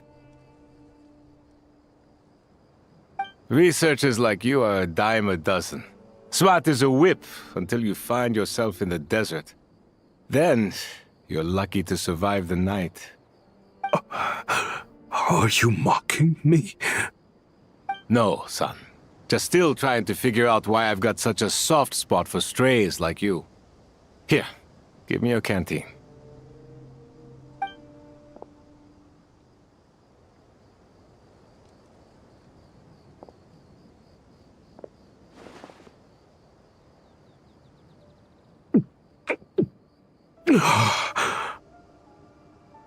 You got somewhere to go? Not really. Thanks to this water, though. At least I can rule out the bottom of a vulture's stomach. Now you're talking like desert folk. You could always join my band of misfits. What would I do? Gather food, guard our water source, just like everyone else I've taken in. Of course, if you have something you're good at, you're welcome to show it off. Every little bit helps. All I know is weapons. Weapons? Yeah. I love studying them. Big and powerful ones, small and deadly ones, old ones, new ones. I believe the essence of Kashara War research is embodied in weaponry, and the pursuit of this kind of technology is what pushes the world forward. My lifelong goal has always been to become a foremost expert on all kinds of weapons, so I can invent even more advanced ones. So I might have borrowed a few sensitive techs without permission, but you see the vision, right? The higher-ups in the academia just didn't understand. The academia could have 1,001 reasons for exiling you out here. And it still wouldn't matter to me, son. All I care about is what this specialty of yours can do for us. I can help upgrade your weaponry. That should come in handy in a dangerous place like the desert, surely. True, weapons are essential to life here in the desert. Most folks get them when merchants happen to pass through. But when it comes to protecting the people here, this scimitar in my hand is more than enough. The kind of weapons you're talking about are overkill for a place like this. Overkill? Really? Our group is lucky. Our ancestors learned how to protect the oasis from the sandstorms to prevent it from drying up. Plus, we're pretty far off the beaten path. Helps us avoid conflict with other bands of Eremites. All in all, we don't have to travel to find water, we don't have to fight off other desert folk. It's a real place to call home. There are plenty of ways to die in the desert, but behind a lot of them lies too much ambition. So, having somewhere to settle down is more than enough for me. I see. Guess I could do some odd jobs then. I've heard you Kasharawa scholars are handy with all kinds of gadgets. You could always make something for the kids. You mean, like, toys? Yes, if you wouldn't mind. It'll give them something to do. Life can get boring out here. All right, then. And just like that, a Kasharawar scholar at the cutting edge of his field ended up in the desert, making toys for children. It got boring from time to time, but all in all, those days were quite pleasant. The Eremites accepted me as one of their own. Got a lot of nerve showing their faces back here. Send the gem? It has been a while. Well, we have a right to this oasis too. Our ancestors were part of the group that discovered it. You hated this place. After that giant sandstorm when everyone else was trying to figure out how to help, you got out of Dodge the first chance you could get! Because I knew better than to be stubborn. Stay in one place too long around here, and it might just be your grave. You abandoned this place. If we'd done the same, the oasis wouldn't even exist anymore. You gave up your right to be here a long time ago. I heard they joined another band of Eremites after leaving us, but got kicked out. I bet they're only crawling back to us now because they've got nowhere else to go. Chief, should we drive him off? I'd like to see you try. I'm warning you. You won't get rid of us that easily. Leave them be. This oasis has always been big enough to sustain more than one group of people. It's not worth spilling blood over. All that matters is keeping the people here safe. At the time, I didn't think much of it. Just Chaim Wazet being the kind-hearted man he always had been. And so, normal life continued, much unchanged. Well, mostly. You can take the scholar out of the academia, but putting your life's work behind you is easier said than done. I often found myself flipping through my collection of blueprints and sketches. The ruin drakes scattered around Sumeru were of particular interest to me. As far as I knew, no one had been able to analyze or reproduce the technology within those mechanisms. But I was able to design a kind of lure to bait them into attacking a specific target, in effect, turning them into a weapon. Somehow, the new arrivals at the oasis must have caught wind of it, because they soon started taking an interest in me. Hope you don't mind me asking, but is that a weapon you're researching? I do mind, actually. It's none of your business. Rumor is you used to be a researcher at the academia. All that knowledge going to waste out here in the sticks. What a shame. What do you want? I want to team up. The rules and red tape that got you kicked out of the academia, they don't exist in the desert. You could take this research to the next level. As things stand, all you've got is a blueprint and a pipe dream. But what if you had access to the right funds and materials? What are you suggesting? Me and my men can get you what you need. In return, all you gotta do is bring this sketch to life. We've always had a good eye for business. Just never the right product. But this thing right here, the different bands of Eremites are gonna shell out Mora left and right to get their hands on it. You want to sell it? It's a win-win. You provide the goods, and I earn enough Mora from these people to fund the research of your dreams. I don't know. I understand what you're worried about, but listen, it won't come back to bite the people here. These people don't think bigger than this place. They don't get involved in conflict. I mean, come on. Their biggest enemy is the weather. You've made a bad name for yourself around here. I don't want any part in this. Well, it's your choice. But it could be the last meaningful choice you ever get in life. So I'll ask you again. Do you want to finally develop the weapons you've been dreaming of and realize your academic ambitions? Or do you want to stay here building toys for kids? How I wish I'd made the right choice back then. Yeah, we increased our prices. What about it? You gonna back out? So, you're really as money hungry as they all say, huh? Cash is king. That's just business. Fine. I'm done. I want out.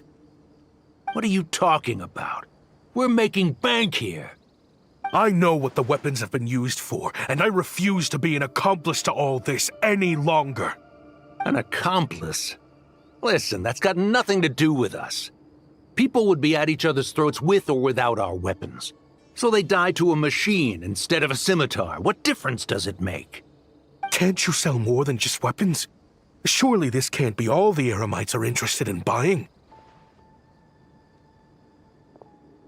If you want to make the big Mora, you gotta push what sells. That's just how it is. And that right there is why I want out. Fine. I've made more than enough to leave this dump in the dust anyway. If you want out so bad, have it your way. What was that?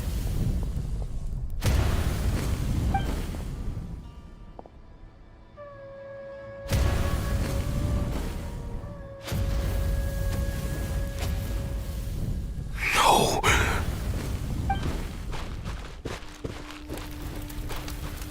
Kaem was it.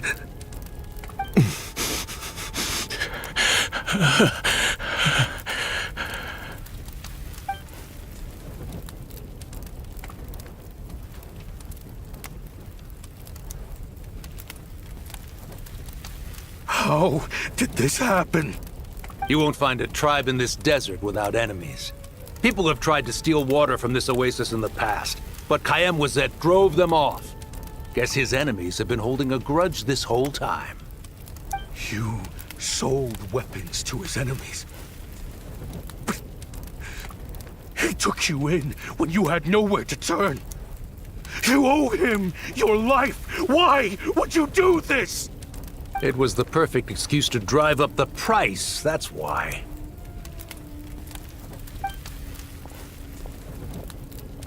It was only later that I found out. This wasn't the first time Senegem and his men had turned around and stabbed their allies in the back. Let's just say, there was a good reason they had nowhere else to turn back then. I didn't chase after them, or try to hold them accountable. In that moment, All I could think about was saving as many people as I could, in a desperate attempt to atone for my sins. But once the weapons I designed were turned against us, the fate of this place was sealed. Even I could do nothing to prevent it. In the end, despite all the burning tents I rushed into, I was only able to save 3 children. And now, you know the full account of my crimes.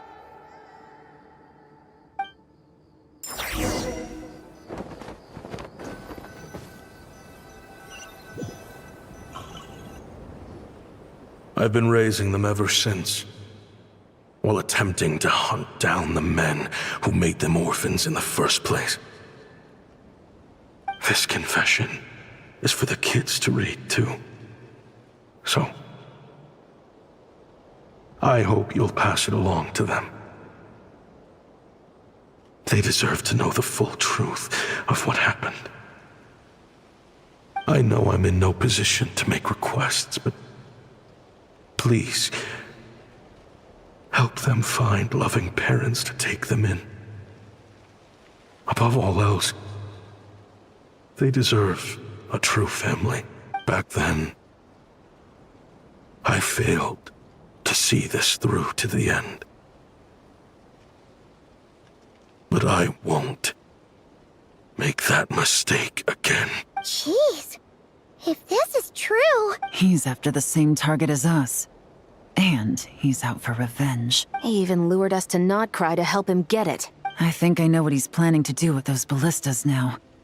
If I'm right, this doesn't bode well. Then we need to find him ASAP! It sounds like he's about to do something super dangerous. But we promised the kids we'd bring him back safe. I can't just let him get rid of our target either. This crime ring runs deep. There are still many other conspirators we need to track down. Oh? You got something?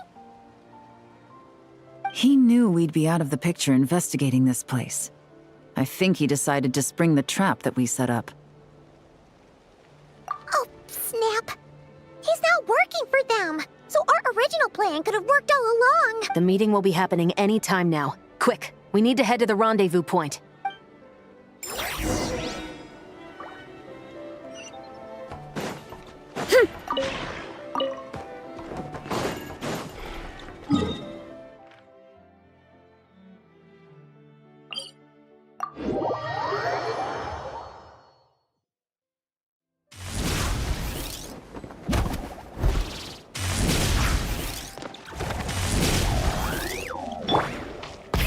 Rev the engine! Ashvapati. It's been a while, Senegem. Over a decade at least. How did you find this place? All these years. And the signal you use for the meetup point still hasn't changed. All I had to do was pose as your point of contact. And fish a time and date out of that scout you sent. Useless bunch of idiots. Just wait until my backup gets here. Oh, I think that might take a while. The Fontaine and Liyue authorities have your men locked down tight. Every last one. No. There's no way the cops could have known we'd be here. Unless, of course, someone deliberately left a trail of clues, leading them straight to the expo. That would be a different story, now wouldn't it? If they hadn't taken your agents out of the equation, I doubt I would have been able to lure you here. So now what? You gonna turn me in, too? No. The authorities can have your men. But you're mine. Is that Fatui tech? Looks like your skills are as good as ever. Listen, I know you're mad that I've been racking up Mora without you all these years, but it looks like you still got it. If you want back in, we can work something out. After everything that happened, What makes you think I would want back in? Because what's the alternative? You're not here for revenge, are you? After Kayemwazet took you in, you really convinced yourself you were one of them, huh? What you should have learned is that banking on loyalty and belonging is a losing hand. Better to cash out before you're in the hole. In the desert, my people live by one rule and one rule alone. The last laugh doesn't go to the righteous. It belongs to the one who knows how to cut their losses. Just look at me. When there's more to be earned in the desert, I'm a desert folk. When the opportunities in Fontaine are sweeter, I'm a Fontanian. You think everyone is as much of a lowlife as you? A lowlife? There's nothing Mora can't buy, Ashvapati. That includes prestige. You're talking to a renowned Fontanian philanthropist who lives in the Vasari Passage and spends his days going from one grand banquet to the next. Nobody who counts would dare call me a lowlife. Are you done? Clearly there's no reasoning with you. Fine. Have it your way. But if you want me dead so bad, why'd you come to face me alone? That wasn't the wisest decision now, was it? Oh, don't you worry. I brought plenty of firepower with me. You could have brought a whole army for all I care. These weapons will bury every last one of you!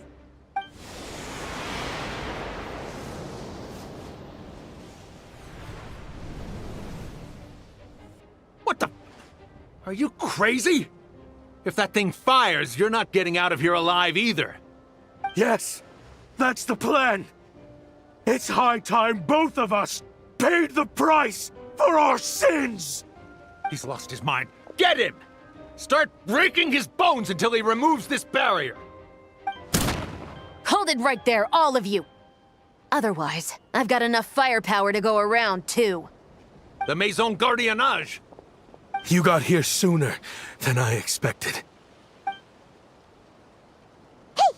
What's that in the sky? Looks like bad news. Ashvapati, you have my word that these people will face the judgment of the Fontaine courts. Remove the barrier and come with us at once. Fontanian justice is too merciful for them. You should leave us. Stubborn fool. I don't deserve them. I have to atone for the things I've done. What is it you feel you need to atone for? Weapons research? You're from Liyue, right? Your ancestors were the first people to master the recipe for gunpowder. And yet, they turned it into fireworks and firecrackers that even children could play with. Surely, it's choices like that which make Liyue what it is today. I hear that it's a very peaceful place to live for the most part. But me? I chose to use my research skills to create weapons of war that brought death to countless people and destroyed the only home those kids had. That's why I have to atone. Because I have blood on my hands. Sounds like you don't know as much as you think about fireworks. They might be harmless fun in this day and age, but they started out as weapons too, you know. What? That's right. Fireworks and firecrackers were originally developed for use as weapons. They needed something a little more powerful than usual for purging evil forces and scaring off wild beasts. Over time, evil spirits learned to fear the sight of flames, and the beasts retreated into the mountains. That's when people started repurposing fireworks for entertainment purposes. The peace we enjoy today isn't because we chose to make toys instead of weapons. The weapons are what secured us the peace in the first place. Only then did we have the luxury of choosing to turn them into toys instead. It's people, not weapons, that commit acts of evil. And when people are as bent on destruction as the evil forces and beasts faced by our forebears, whatever tools they have at their disposal end up as weapons. Time is running out. Please. Leave while you still can. Relax. Now that we have these guys in custody, I think we can find a way of repurposing these ballistas for the children's amusement.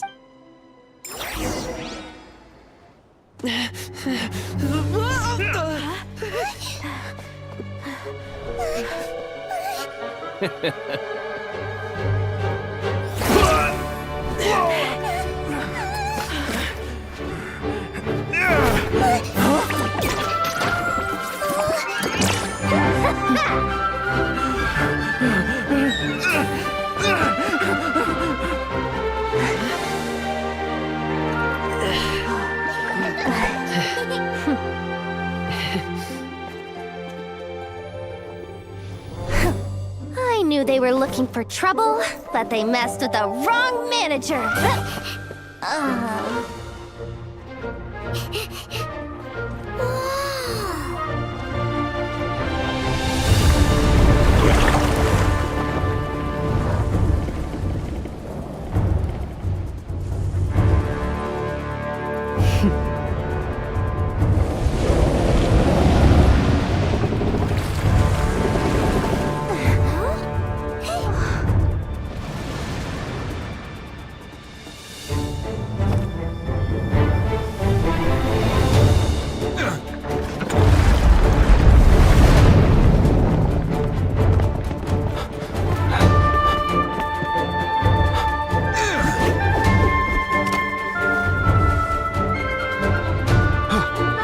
Captain, we're in position!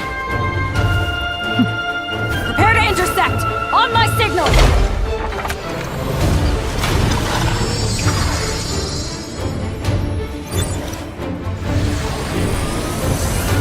Fire!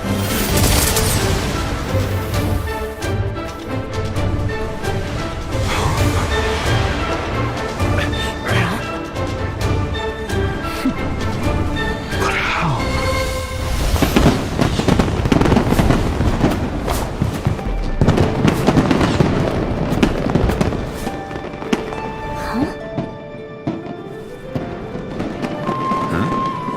Fireworks show? Oh.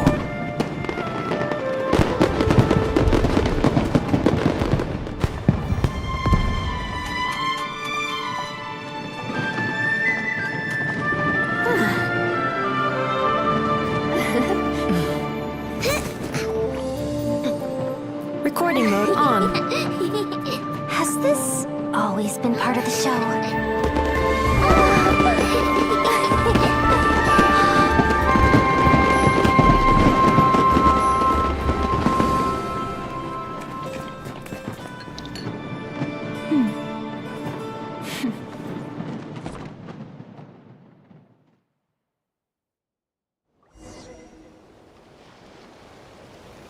No funny business!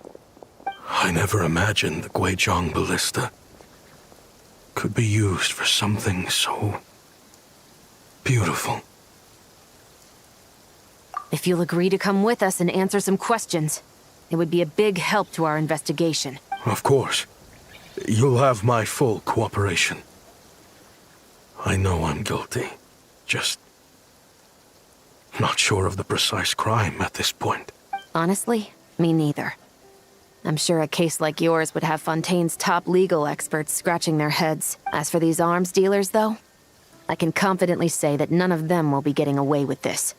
So at least you can take some solace in that. I know. There's no sentence the court can give them that will satisfy you. But at least the trial will be a public declaration of their crimes and the punishment they will receive. The victims deserve that much, considering the alternative was them dying in obscurity to a revenge killing with no one left behind to tell the story. This looks more like real justice to me. I guess you're right.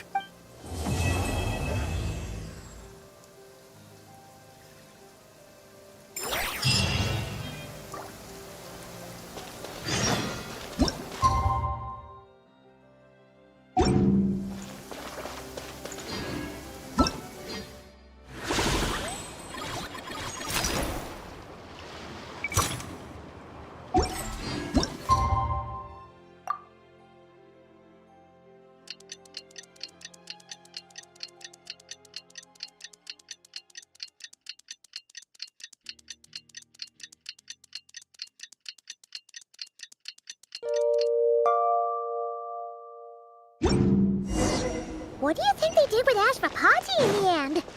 Let's go ask them for an update.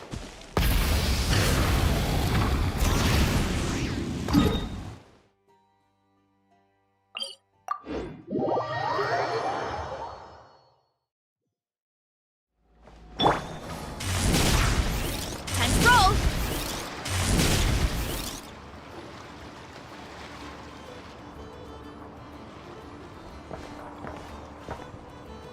Great!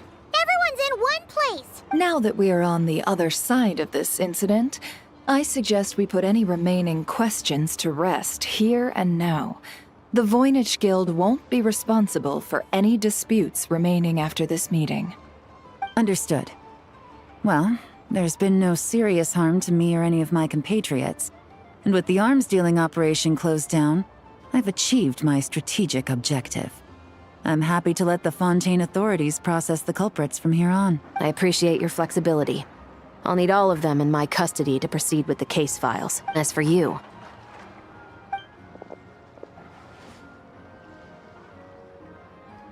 Given your association with the Voynich Guild, I suspect the boss of the Curatorium might raise some objections if I insisted on bringing you into custody as well. Then what do you propose, Miss Chevreuse? While pursuing one of the suspects in this case, it was unfortunately necessary for me to destroy a certain signboard in Nasha Town. Is that an official confession, officer? What I'm suggesting is that I don't file charges against Ashvapati. He stays here, and in return, you don't seek damages for the signboard. Sound fair? Deal. Huh. That went surprisingly smoothly. Paimon figured it was gonna be a whole ordeal. Uncle Ashvapati, we... They told us the whole story. Everything you've done. Even so, we still want you as our uncle. But If you'd been less trusting of the promises these men made to you back then, and left some weapons for your own people to defend themselves with, maybe things would have turned out differently, the way I see it. Your crime wasn't the weapons research itself. It was failing to use that knowledge sensibly, to protect the ones you cared about. Yeah. You're absolutely right. Well then, what are you waiting for? The chance to atone for real is staring you right in the face. Children, from now on, I will protect you with my life.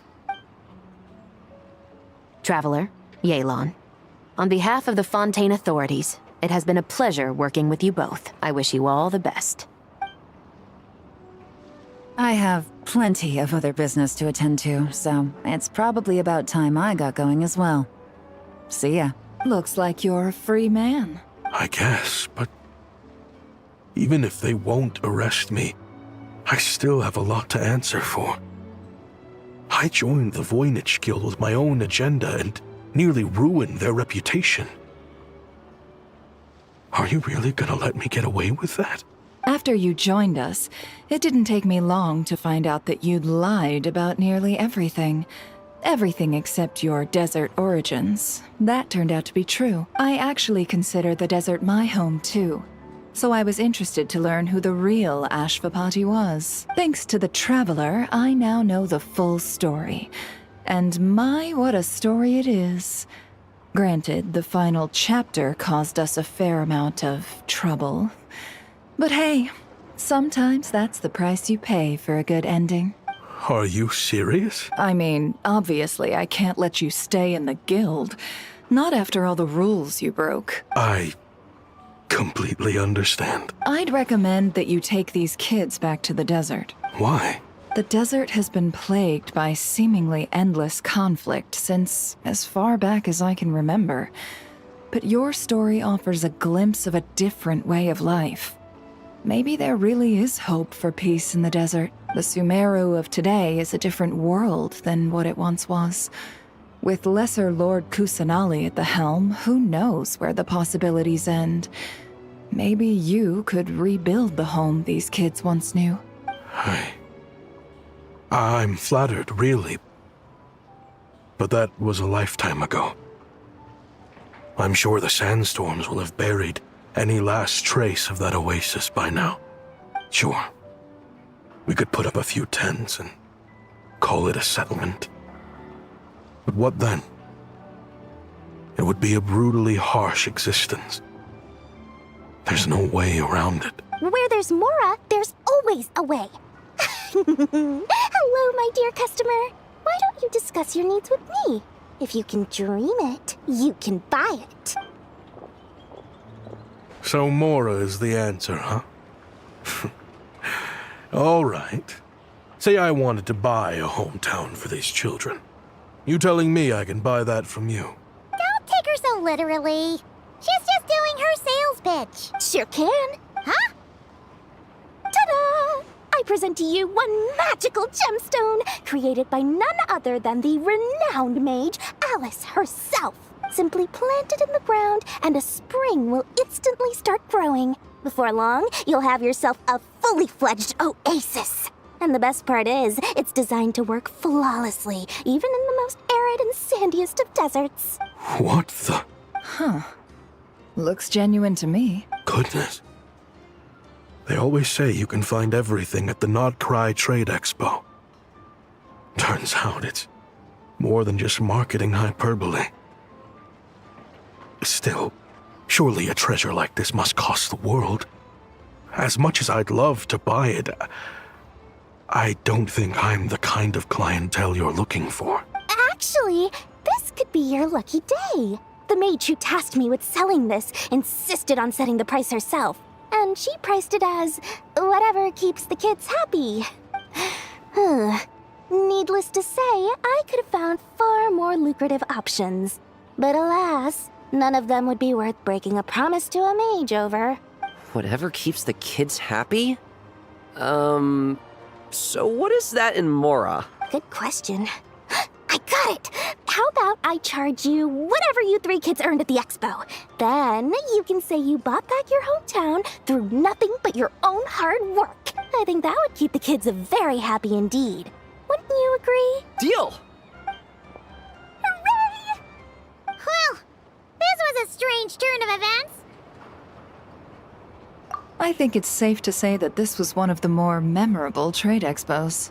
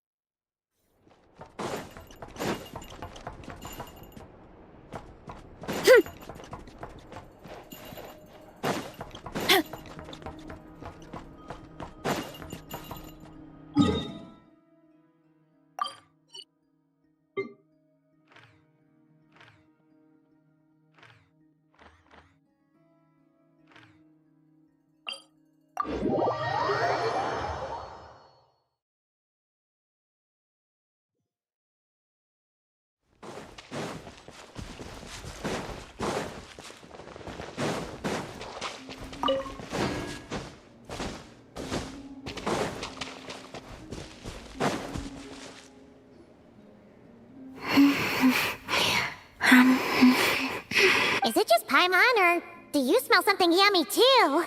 Colin Bean is having a feast for one! Traveler, Paimon, Looks like someone's enjoying herself. would you like to try some as well? We don't usually see you eating here. Did you go out just to buy it? Lauma gave it to me, Wow! She sure takes good care of you, huh? on the condition that I don't leave. Wait, what? Isn't that just a bribe so you'll accept house arrest? And a cheap one at that! She also brought me some interesting books and exquisitely made toys. Now it sounds more like a mother going out on a business trip and the kid she's leaving at home.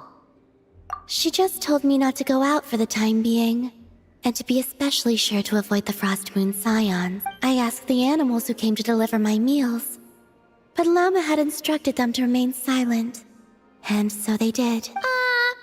That's... If I had to guess, she is preparing something that has to do with me. Worry not. I have never considered staying here boring in the first place. The food is good, and much to my liking. Not going out is fine with me, and if the Scions are indeed preparing for something, well, all the more reason not to interrupt them. Yeah! Paimon's kinda curious now, too! You can, but you should be prepared. She likely knows you'll come to see me, so she may not tell you anything at all.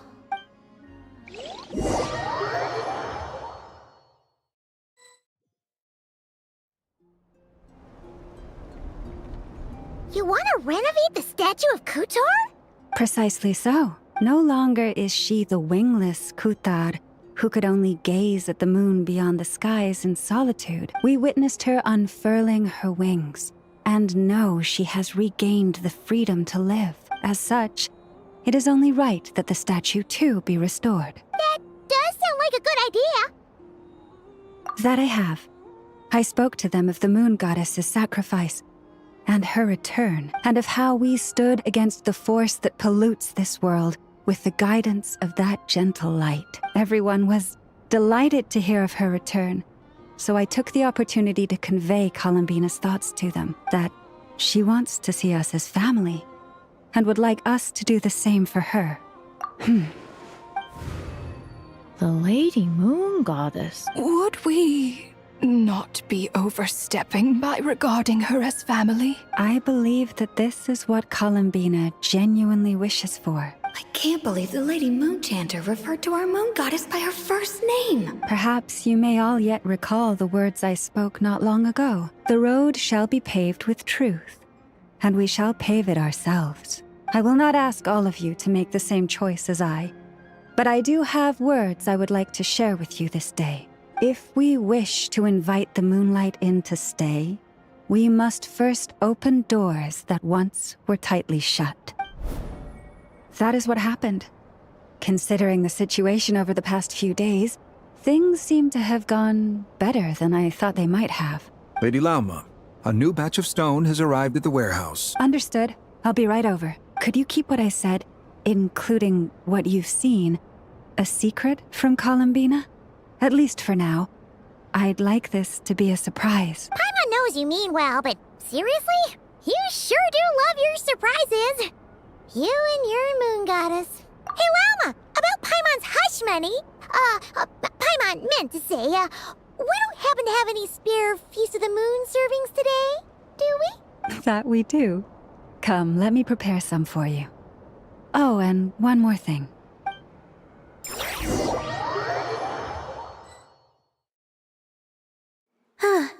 You're back. Guess what, Colomina? You were right. Lauma didn't tell us a thing. So, we'll be keeping you company over the next few days. You just sit tight and keep those expectations high. Expectations for what exactly? Nothing. We don't know a thing, honest. Very well then. I look forward to spending the next few days with you.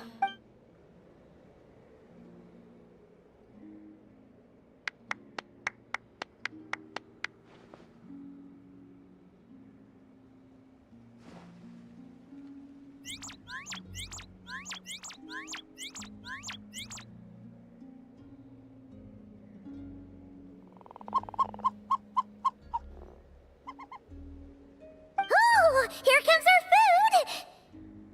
Wait a minute! Where's the grub? It says, the time has come. Do you know what that means? Oh! Paimon gets it now! Yes? Yes. What of it? But you can use Kuvaki to observe the outside world even so, right? That's right.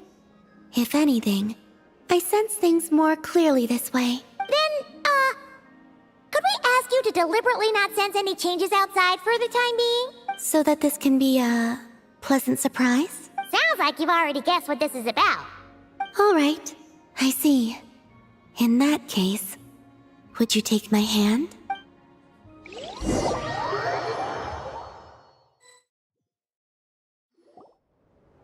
Here we are!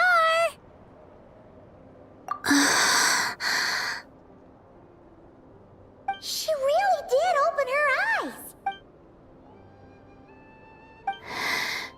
It's beautiful. This pair of wings makes it look all the more complete.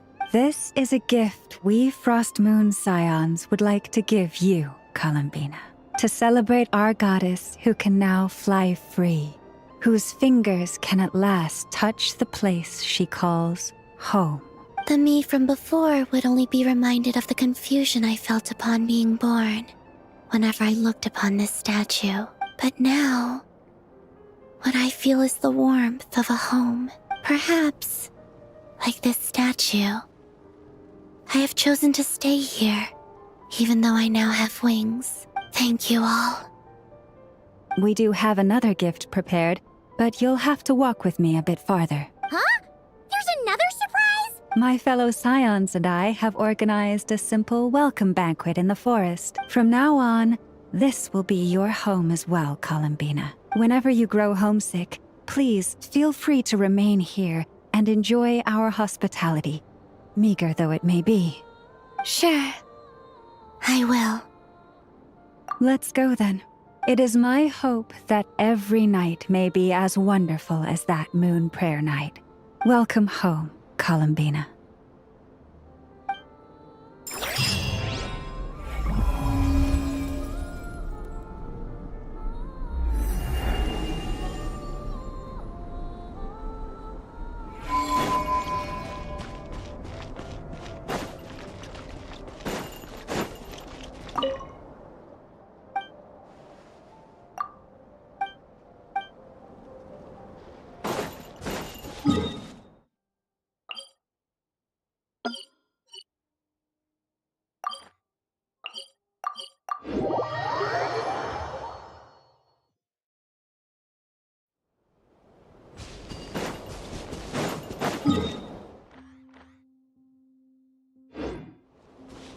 Running late again.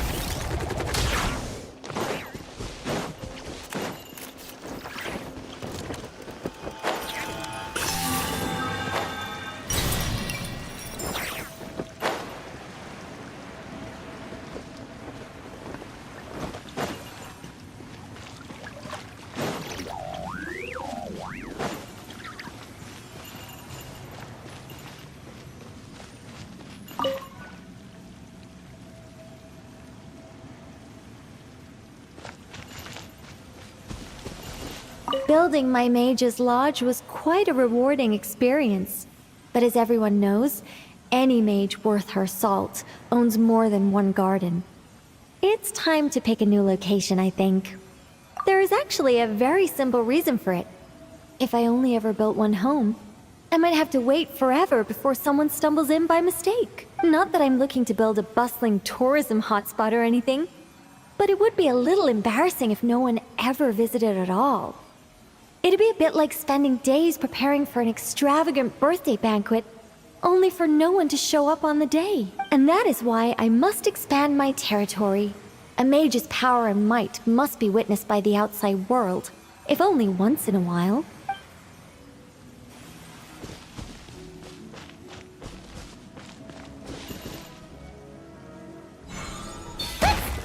Looks like we made a mistake here. Reset and try again.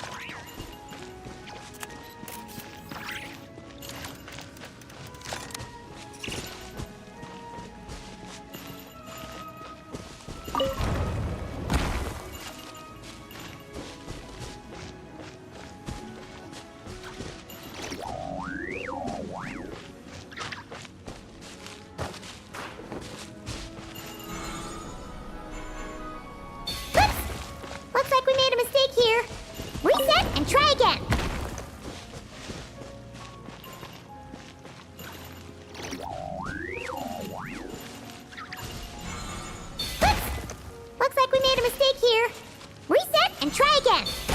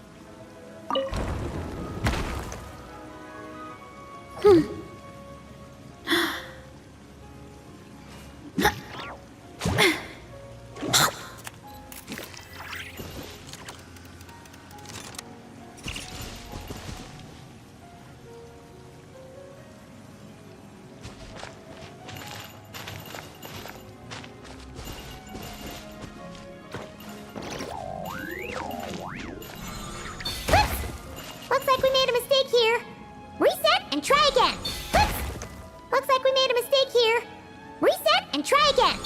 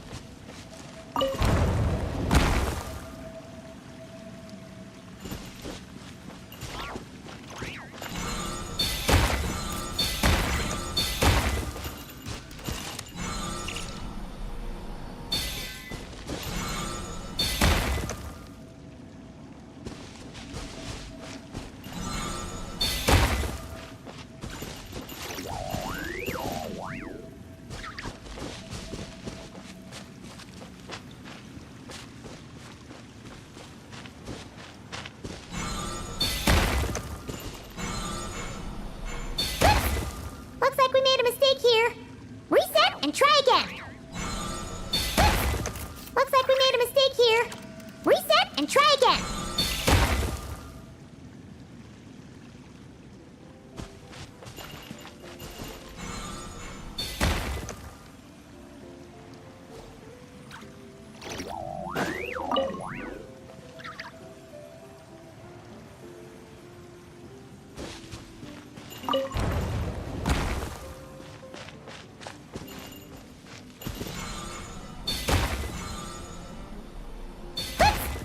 Looks like we made a mistake here. Reset and try again.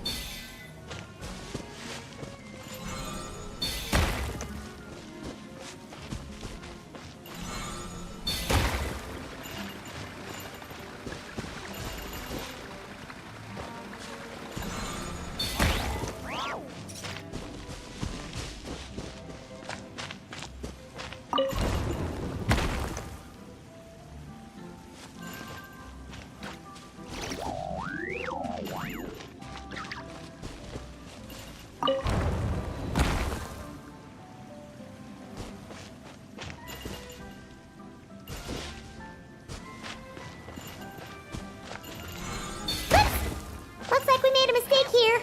Reset and try again.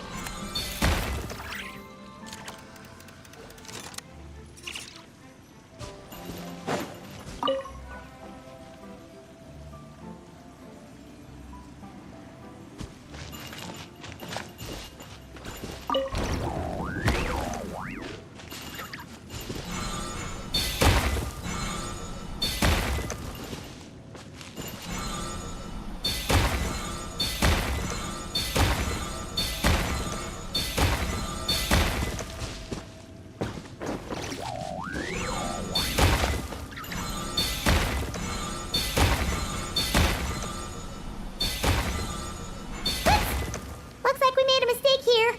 Reset and try again.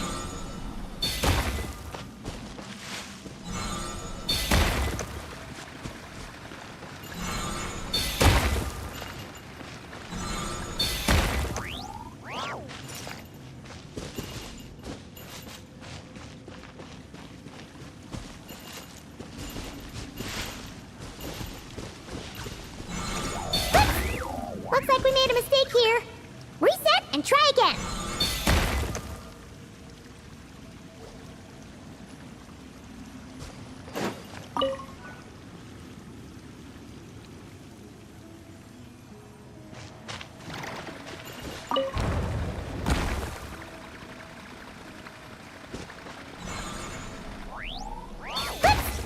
Looks like we made a mistake here.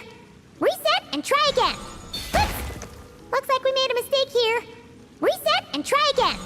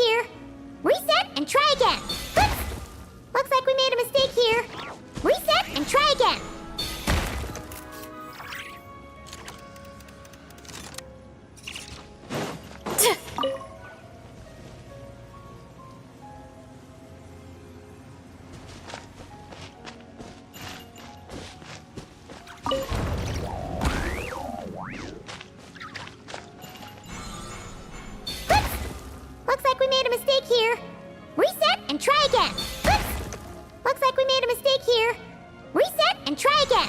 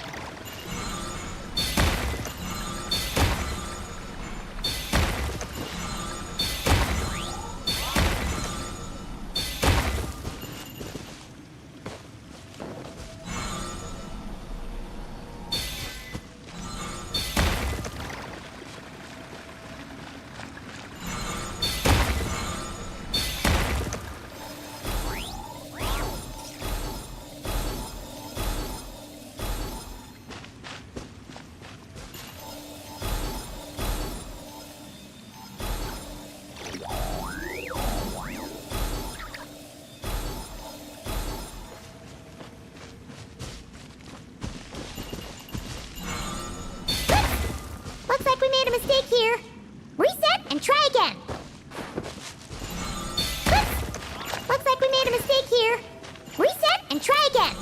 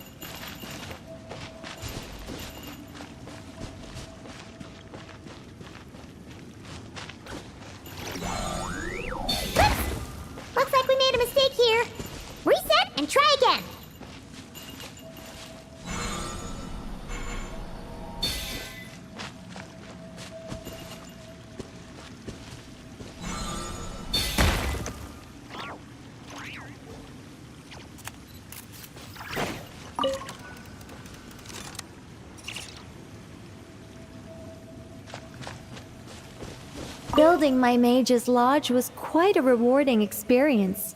But as everyone knows, any mage worth her salt owns more than... There is actually a very simple reason for it. Not that I'm... And that is... Building my mage's lodge was... There is actually a... Not that I'm... And that is...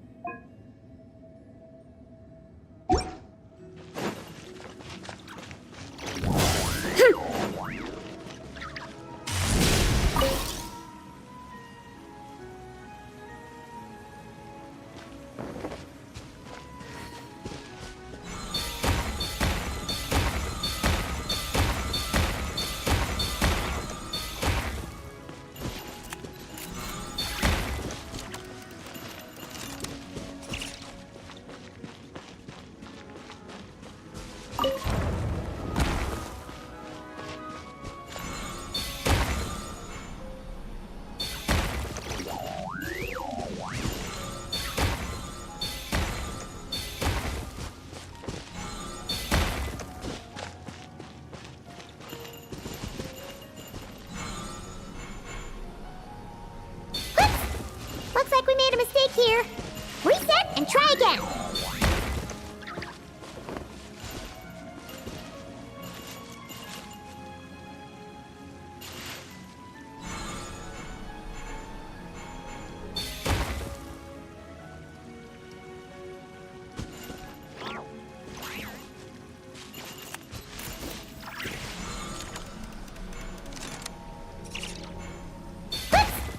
Looks like we made a mistake here.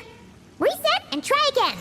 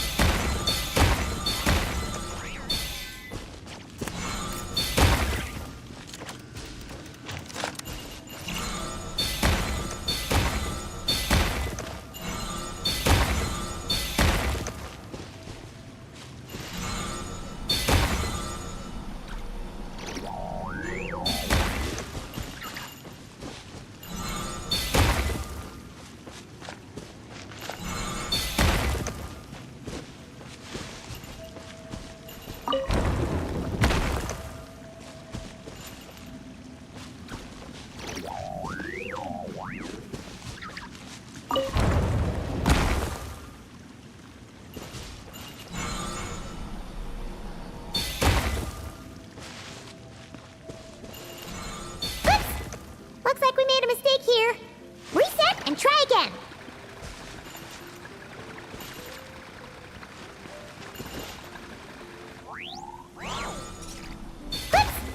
Looks like we made a mistake here.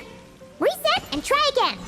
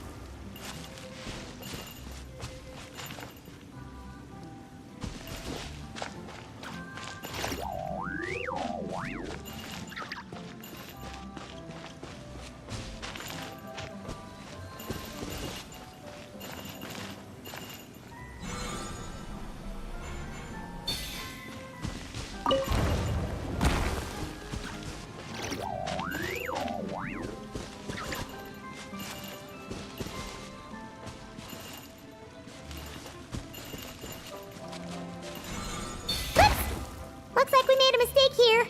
Reset and try again.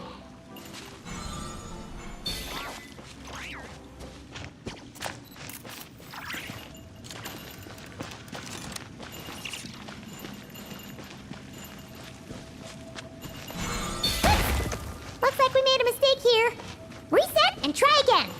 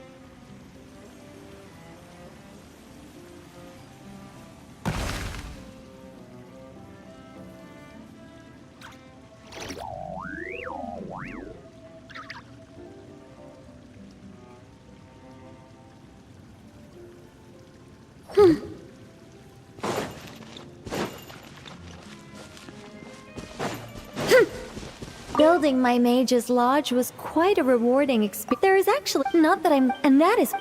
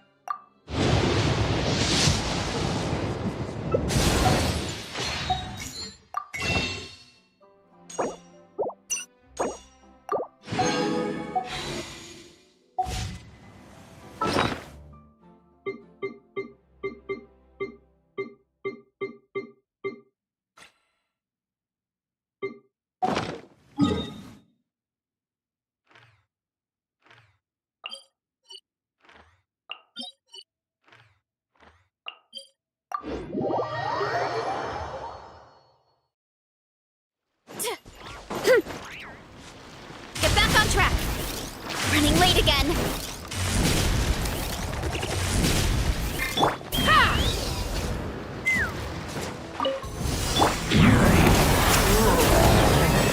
Yeah! Light up the blazing sun! Rev the engines! Running late again!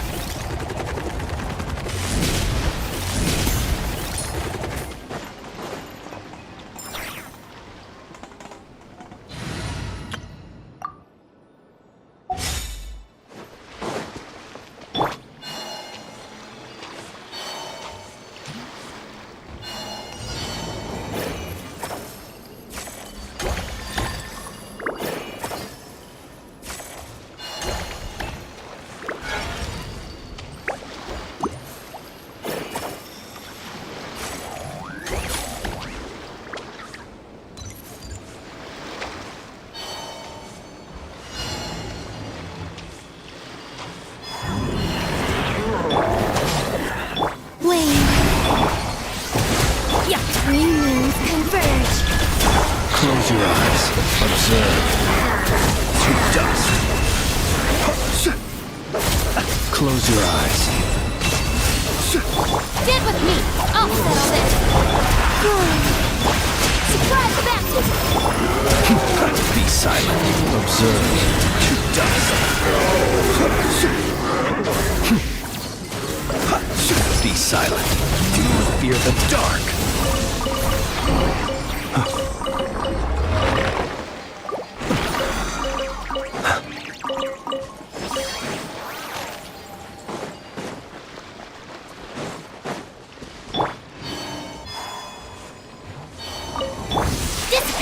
Out of my way!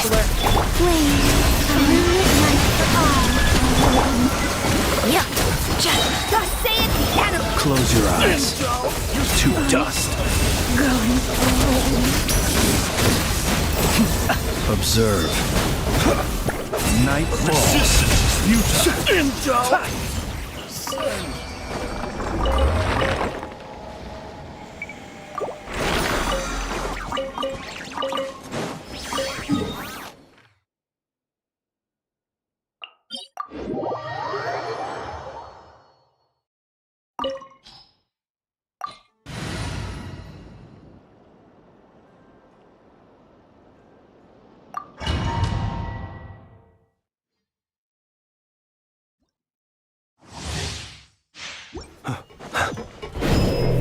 With the marrow of the Philippines in my hand, behold the false moon's fall!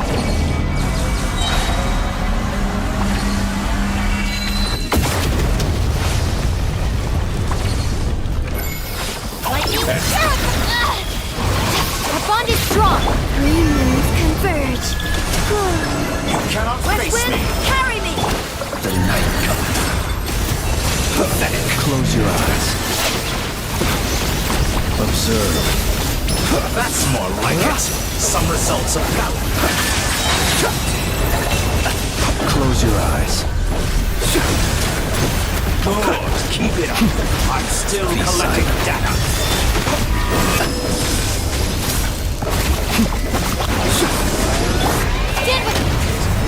I expected. Take care of the gang.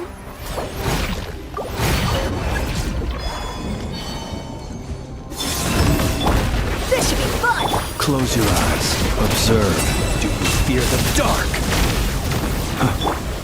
Dissipate.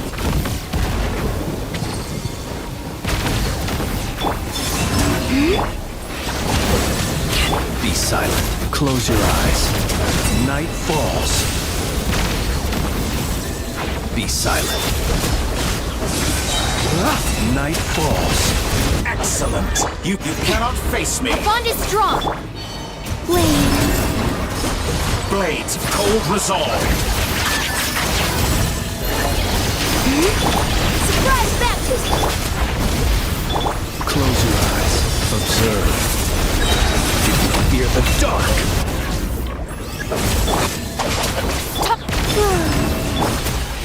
Yeah. Steady now. Close your eyes. Observe. Night falls. Be silent. To dust. Observe. Reverse. Stand with me. Wait. This should be fun. With the marrow of the 3 moons in my hand. The long sleep beckons.